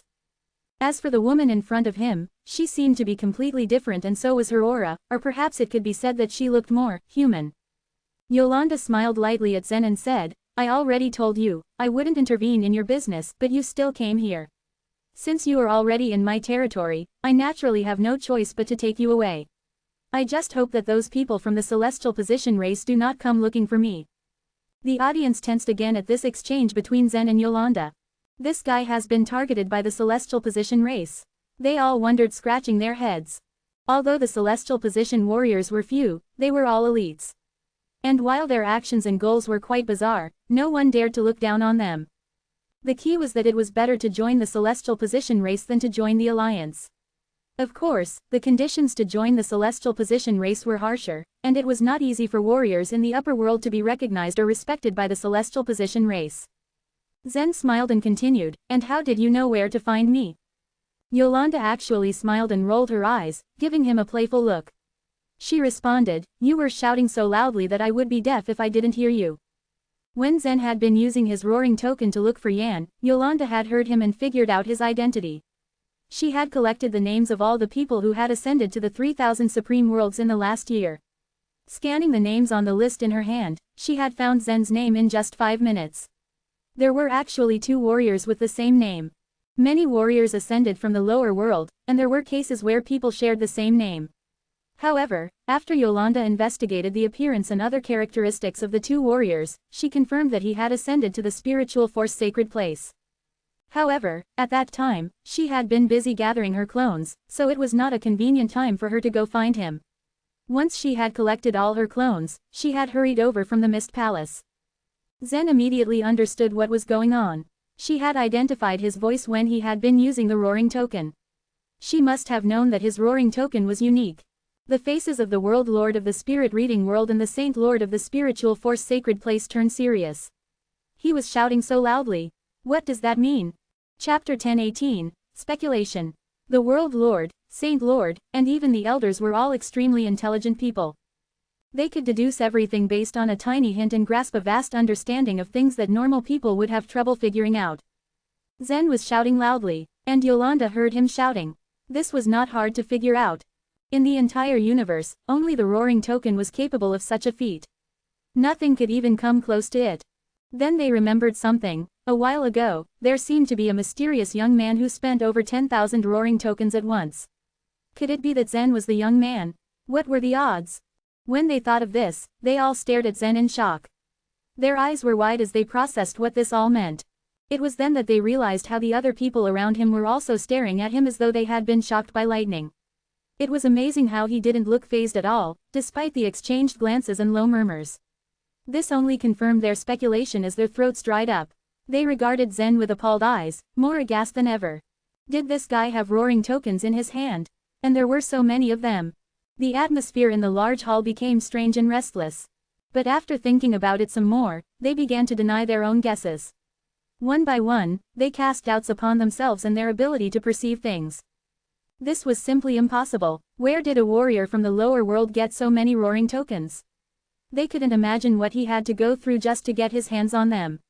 Could he have done something really drastic? Could he have exchanged something vital in order to possess the roaring tokens?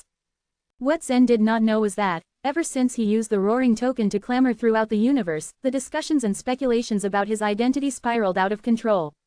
For a long time, they kept wondering about who he really was, and even until now, they had not stopped. They still couldn't figure out the identity of the mysterious woman before. Then here came a young, mysterious man, who they also couldn't unravel so easily. The only difference was that while the mysterious woman started beast attacks in the universe through singing, the mysterious young man didn't do much harm to the universe. He was at least gentler than the woman. However, it was hard for them to prove their speculations. The universe was vast, and it would be impossible for them to find someone who had used the roaring tokens among the 100,000 supreme worlds. As long as the man didn't show himself, they would have no way of finding out. The problem was that Yolanda had purposely said it, making the impression that Zen was the one who used the roaring tokens. The reason why the World Lord of the Spirit Reading World and the Saint Lord of the Spiritual Force Sacred Place thought it was impossible for Zen to be the young man was that they thought even a Supreme Lord would not be able to own so many roaring tokens. So how could a warrior from the lower world possibly own them? Upon thinking of this, the World Lord smiled in embarrassment.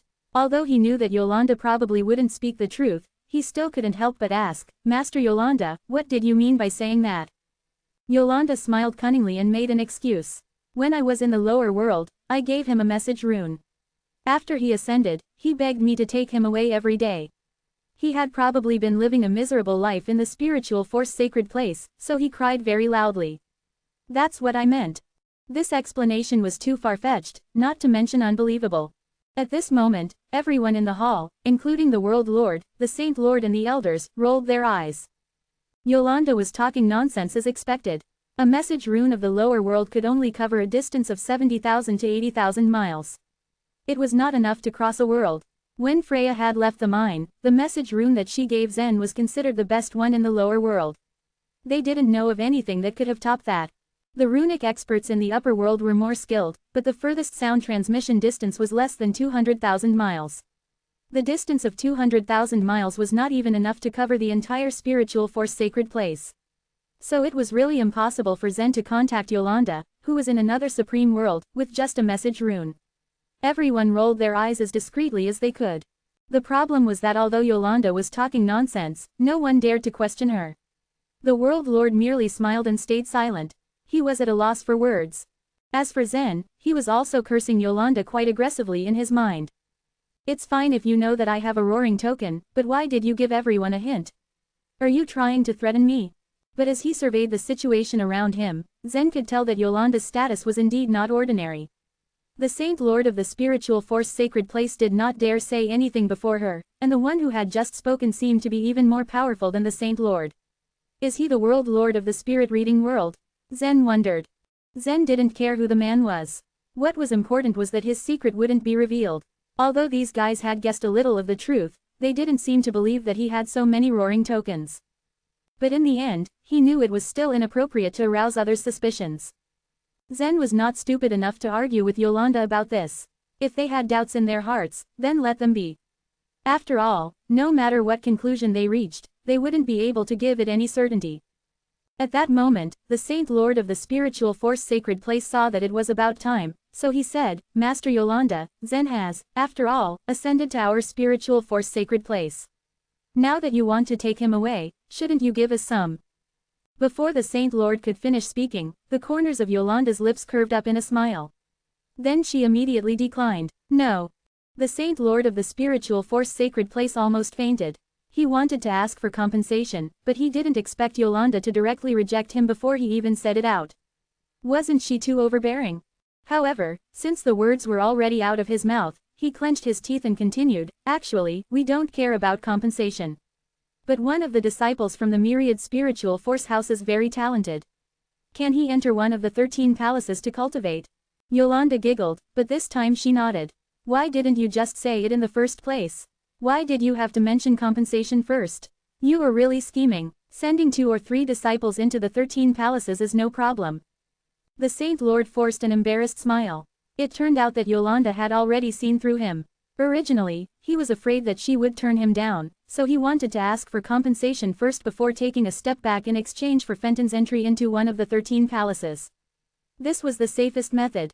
However, he did not expect Yolanda to act like this and agree with it so easily. Now that Fenton could enter one of the 13 palaces to cultivate, it seemed that Zen had brought him some benefits after coming to the spiritual force sacred place. Beside him, the Lord of the Spirit Reading World became rather excited when he heard this. Knowing that Yolanda could give them 2 or 3 licenses, his eyes immediately lit up. In fact, every once in a while, the 3,000 Supreme Worlds would obtain a few licenses to the 13 palaces.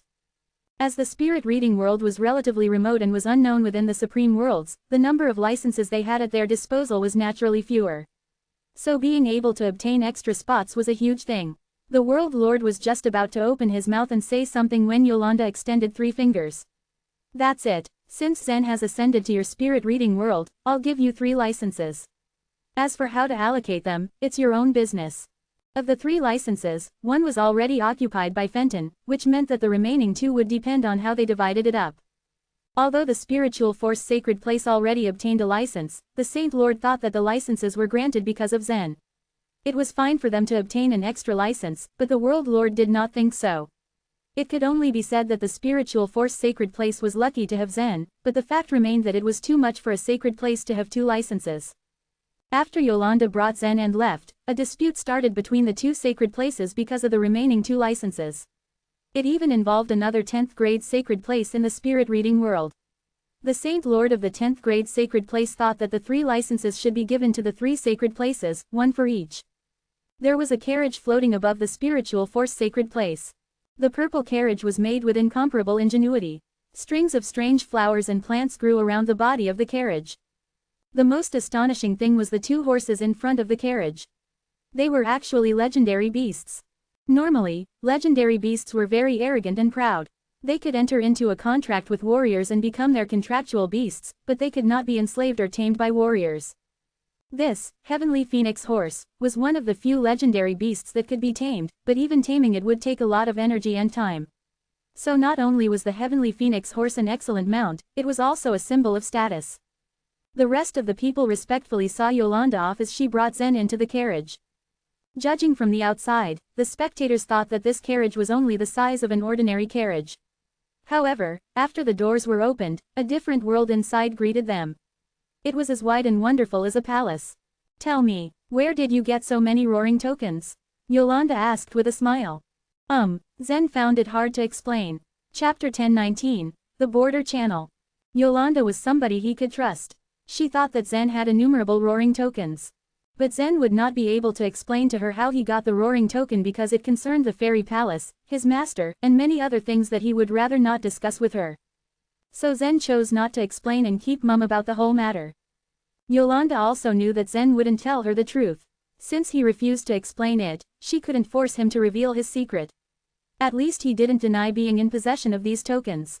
Instead, she asked, "Do you know the identity of that mysterious woman who was singing that day?" Zen shook his head absently. Like him, the mysterious singer also seemed to have countless roaring tokens. It was very likely that her token could be used countless times, just like the one in Zen's hand. But he didn't know who that stranger was. "All right," she nodded, believing him, but continued sizing him up. The current Yolanda was in her complete body. So from that perspective, this was the first time she had met Zen. One of her clones had taken the decision to allow Zen to ascend freely, and the celestial position had come to the same conclusion. She was very pleased with the fact that the celestial position did not force Zen to join them. But coincidentally, he had still ascended to the alliance. It was obviously his fate. There was no certain path for a man without destiny, but no matter what Zen's future path was, she didn't mind helping him. Aiding him was worth her while, especially since his roaring token could be used countless times. The token was very useful for many races, and perhaps she would need Zen's help several times in the future. Since she didn't have many roaring tokens, he could help her spread the news. As Yolanda regarded Zen with these thoughts racing through her mind, he felt like she was seeing right through him. She made him feel naked and bare, like he no longer had any secrets from her. He knew that even though Yolanda's cultivation level was incredibly high, she didn't have the expertise. The only reason he was feeling uncomfortable was that the gap between his and her cultivation levels was too great. This was exactly how he had felt when the Saint Lord of the Spiritual Force Sacred Place was sizing him up. Zen's cultivation level was too low. In the lower world, he was already a top-level warrior, but in the upper world, the life and death realm was just the beginning for him. Most importantly, he hadn't gotten any news from his sister. Perhaps it was just as Lavender had said back then, all the great worlds were extremely afraid of the young warrior who had appeared in the ethereal spirit sect. He surpassed the heaven, and Yan was somewhere beyond the heaven. Zen didn't want to believe this conclusion, but the possibility was high. If he wanted to find Yan, his current strength was far from enough. He thought about Lavender and asked, "Yolanda, do you know any way to awaken Lavender?" Lavender. Yolanda was stunned by his question. Her clones had too many memories. They had met too many people and seen too many things, so she could hardly remember anyone. But Zen was an exception. She managed to find Lavender in her memories. "You mean the Queen of Killings of the Demon Knight? If I remember correctly, she seems to only have a single soul fragment left," Yolanda said with a faint smile. The disappearance of the Demon Knight's Queen of Killings was widely known. The three queens were their symbols. If Lavender died, a new Queen of Killings would be elected immediately to replace her. Zen nodded wordlessly. Yolanda continued to stare at Zen and laughed. You want to help her to take back the throne of the Demon Knight? Zen nodded again. Yolanda continued cackling. The Demon Knight is so powerful that even we humans cannot ignore it.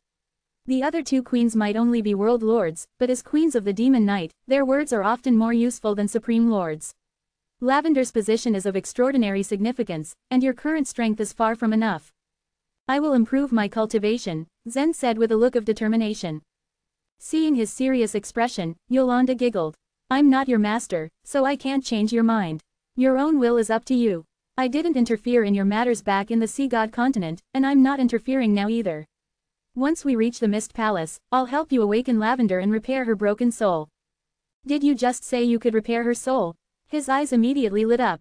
Technically speaking, Lavender's host soul had died, and the wisp of soul accompanying Zen was the only remnant soul. He thought he could only wake her up, but he didn't think that Yolanda could actually repair her soul and make it good as new. Seeing the joy on his face, Yolanda smiled and said, let's go. At her command, two horses neighed outside the carriage and the carriage trembled and hurtled forward. In almost an instant, the carriage had charged into the space channel. There was no space channel in this place. However, the carriage entered it, so Zen was quite curious about it. It's just the innate theurgy of the heavenly phoenix horse. It can freely enter and exit the space channel, she explained. Zen nodded. Ever since he had ascended, he had been intrigued to know the various things that went on in the upper world. He would probably need some time to get his head around them. Cross-world travel was a luxury for martial artists. In fact, 99% of the martial artists were never able to leave their own supreme worlds in their entire life. The 100,000 supreme worlds that existed in the universe were just concepts and legends to them. They all knew about these supreme worlds, and they had heard the roars of many supreme lords and world lords, but they had never actually seen them. Zen was following Yolanda right now. He was going to travel thousands of supreme worlds and went to the core supreme world of the Alliance. It was a very exciting prospect. The two heavenly phoenix horses entered the space channel and galloped away at a dizzying speed. What surprised Zen even more was that when the heavenly phoenix horses ran, they seemed to be accelerating. The legendary beast's initial speed was not particularly fast. If Zen used his full strength, he might be able to catch up with them. The problem was that the heavenly phoenix horses did not seem to have a limit on their speed. After running for a day, their speed had already reached an unimaginable level. On the second day, the speed was twice as fast as the first day. And on the third day, they doubled their speed once again. In the beginning, Zen had been able to observe his surroundings from the Supreme World Channel. He had seen some martial artists flying in the same direction as them. However, on the fourth day, he was no longer able to clearly see the scenery outside his window. As the horses ran extremely fast, everything turned into blurry lines, making it impossible to tell if it was a person or something else. There were countless checkpoints in the Supreme World Channel, which required a fee to pass through. For an ordinary martial artist, the cost of traversing through a Supreme World was astronomical. However, no one dared to stop Yolanda's carriage at any checkpoint. Even if they wanted to, it was impossible for them to stop given the current speed. On the sixth day, Yolanda informed Zen that they had left the spirit reading world.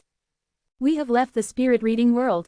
Zen thought that with their speed, they would have long since entered another supreme world. According to the current speed, if they wanted to cross over 1,000 supreme worlds, they would probably need almost 20 years to reach their destination. However, the speed of the heavenly phoenix horses continued to increase. After leaving the spirit reading world, they entered the border channel, which was wider than the Supreme World Channel. Building these channels and connecting thousands of supreme worlds to each other like pearls in a necklace was a vast and unimaginable project. The Supreme World Channels are constructed mostly by world lords, so it must be the Supreme Lords who build the border channels, Zen thought to himself. Chapter 1020. The Smell. It took them almost 3 days to cross the second Supreme World. However, the third Supreme World had only taken them a day. As time passed slowly, Yolanda and Zen crossed different Supreme Worlds one after another. All the Supreme Worlds were occupied by humans, and these were just one of their 3 great forces. It was easy to see how powerful humans were across the universe. Zen had been busy with cultivation the whole time he was traveling swiftly. A month later, Zen felt the exquisite carriage finally stopped. He slowly opened his eyes and looked out of the window, seeing an orange crescent moon in the sky. Here we are. Yolanda pushed the carriage door open and walked out first. Zen followed Yolanda. He suddenly thought of something and asked, well, if Fenton wants to come here, how long will it take? Thinking for a moment, Yolanda replied, he has to do it by his own if the Saint Lord of his sacred place doesn't help him. It should take about 200 to 300 years for him to get here by himself. Zen was left speechless. That was a long time. Fenton was the pride of the spiritual force sacred place. Thus, the Saint Lord would surely not let him waste several hundred years of his time on such a trip. Moreover, crossing so many supreme worlds would require considerable expenses. Fenton would never be able to afford them. Let's go. Once you're strong enough, you'll realize that the universe isn't as big as you first thought. Yolanda continued walking ahead after speaking. Zen was left eyeing her from behind. Her colorful skirt was swaying beautifully and Zen couldn't help but slightly smile before he followed her. As a matter of fact, this Yolanda gave Zen a very strange feeling. Her two clones that Zen had met before were too different from her in personality. Although he knew the reason for that, he still felt different for this Yolanda. However, if he was to base his idea from their gracefully slender figure, Zen was sure that they were exactly the same person. They both saw a large city after some minutes of walking. To him, the upper world cities were like giant behemoths. Each city was as vast as the central region. Thus, he didn't bother to check how big the city exactly was. He could see a giant stone pillar standing proudly within the city. It was so magnanimous that Zen could clearly see it even if he was hundreds of miles away. It must be tens of thousands of feet tall with a towering palace sitting on its top. The palace was like the crown of a large tree, spreading wide at the top of the pillar. It was not known how the palace was built. This is one of the 13 palaces, the Mist Palace, Yolanda said. Follow me in. Then she gently waved her hand, creating an invisible force that enveloped Zen. Whoosh! Zen felt his body flash in space once and in the next instant, he appeared in another place. It was spatial transference. Zen could travel in small spaces but the distance between him and the Mist Palace was too great. With just space traveling, Yolanda brought him instantly inside the grandiose place. Only spatial transference could do that. It was just as Fenton said. In the upper world, martial artists had to master the space law and the time law. It was obvious that Yolanda's control over the space law was extremely profound. Thousands of steps welcomed their view as soon as they entered the Mist Palace. There was a soldier standing proudly in every 3 steps. In total, the whole stairs were guarded by hundreds of warriors. Each of them had reached the Soul Sea realm, looking solemn as they stood in perfect posture. The soldiers bowed one by one to Yolanda each time she stepped. Nonetheless, Yolanda acted as if she wasn't seeing them and just continued to ascend. At that time, several rays of light appeared in the sky. In a matter of split second, they came from the horizon and appeared next to Yolanda. Zen noticed that the person in the lead was a thin middle-aged martial artist. He had an aquiline nose and a pair of very sharp eyes which were as slender as willow leaves. Zen couldn't tell the cultivation of the man before him.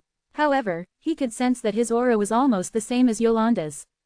Is this man also a world lord? Zen asked in slight surprise. Master, I heard you were back, so I came to greet you. The man gave Yolanda a light bow but there wasn't the slightest hint of respect in his voice. This confused Zen a little. Just as he understood it now, Yolanda was the master of the Mist Palace, which was one of the 13 palaces. How was it possible that the man wasn't respecting her? Yolanda looked at the man and said in a cold voice, "There's no need to greet me. I still have things to do. You can leave now." The man touched his chin but didn't move away. Instead, he turned to Zen, sizing him up with interest. He then stepped forward and sniffed at Zen, chuckling. "Master, where did you find this guy? He smells like someone who has ascended to the upper world. Am I right?" Yolanda blinked her eyes upon hearing the middle-aged man and stared at him. "So what?" The man snickered. "Nothing. It is just that I've never picked garbage. Do you want to see the 2 new martial artists I brought back this time, master?" The moment he stopped talking, 2 young martial artists appeared behind him and looked at Yolanda's direction. Their faces were hard, displaying how profound they were. They had just reached the life and death realm, but like Fenton, they had also gone through 9 small heavenly tribulations. Surely, the 2 of them did not dare to disrespect Yolanda. However, their expressions immediately became disdainful when their gazes landed on Zen. Yolanda sized up the 2 men, and then said indifferently, "Not bad. It seems that our Mist Palace has gained another 2 talents." The man laughed. "Of course. This is the son of the Lord of the Great Circle World. When he was just born, his father used the power of the Supreme World to clean up his hair and marrow.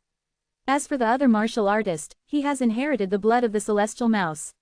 His lotus flower already has 7 leaves. I estimate that after reaching the Soul Sea realm, he will have the qualifications to join the Swallow Cloud House. Good, Yolanda replied in a cold tone. It seemed that she did not want to talk with the man and was going to bring Zen away. However, the middle-aged man stopped her and continued, Master, what is this guy capable of? Why did you personally bring him here? He must have powerful backing, right? I see, he's from the lower world. The 2 martial artists with extraordinary backgrounds interrupted hatefully. I can smell the disgusting smell even from a few feet away. As a matter of fact, they were very respectful towards Yolanda. However, they could tell that the man with an aquiline nose didn't respect Yolanda and even went further to humiliate her. Thus, they started blaming Zen. Yolanda's beautiful face showed anger, but she seemed to fear the man with an aquiline nose, so she held herself back. She honestly didn't have any clue on how to explain what she did. At this moment, Zen chuckled and sniffed. He said, Why don't I smell it? One of them said mockingly, If one stays in the salted fish shop for long, he won't smell the smell of salted fish. How can you smell your own smell? Oh, Zen sniffed again and said, So that's how it is. You two probably won't be able to smell your own smell either. What smell do we have? One of the martial artists asked aggressively. Don't you know that you guys smell like idiots? Zen said with a smile while covering his nose. Although it isn't disgusting, it's bad enough. This is not a good place to stay for long. Yolanda giggled upon hearing Zen. Although she knew that Zen was someone who wouldn't lose out, she hadn't thought that his words would be so incisive. How dare you? One of the 3 men said angrily. How dare you? Echoed Zen. Mongrel, who do you think you are? Do you know who my father is? Zen repeated again and even insultingly finished the second half of the man's words.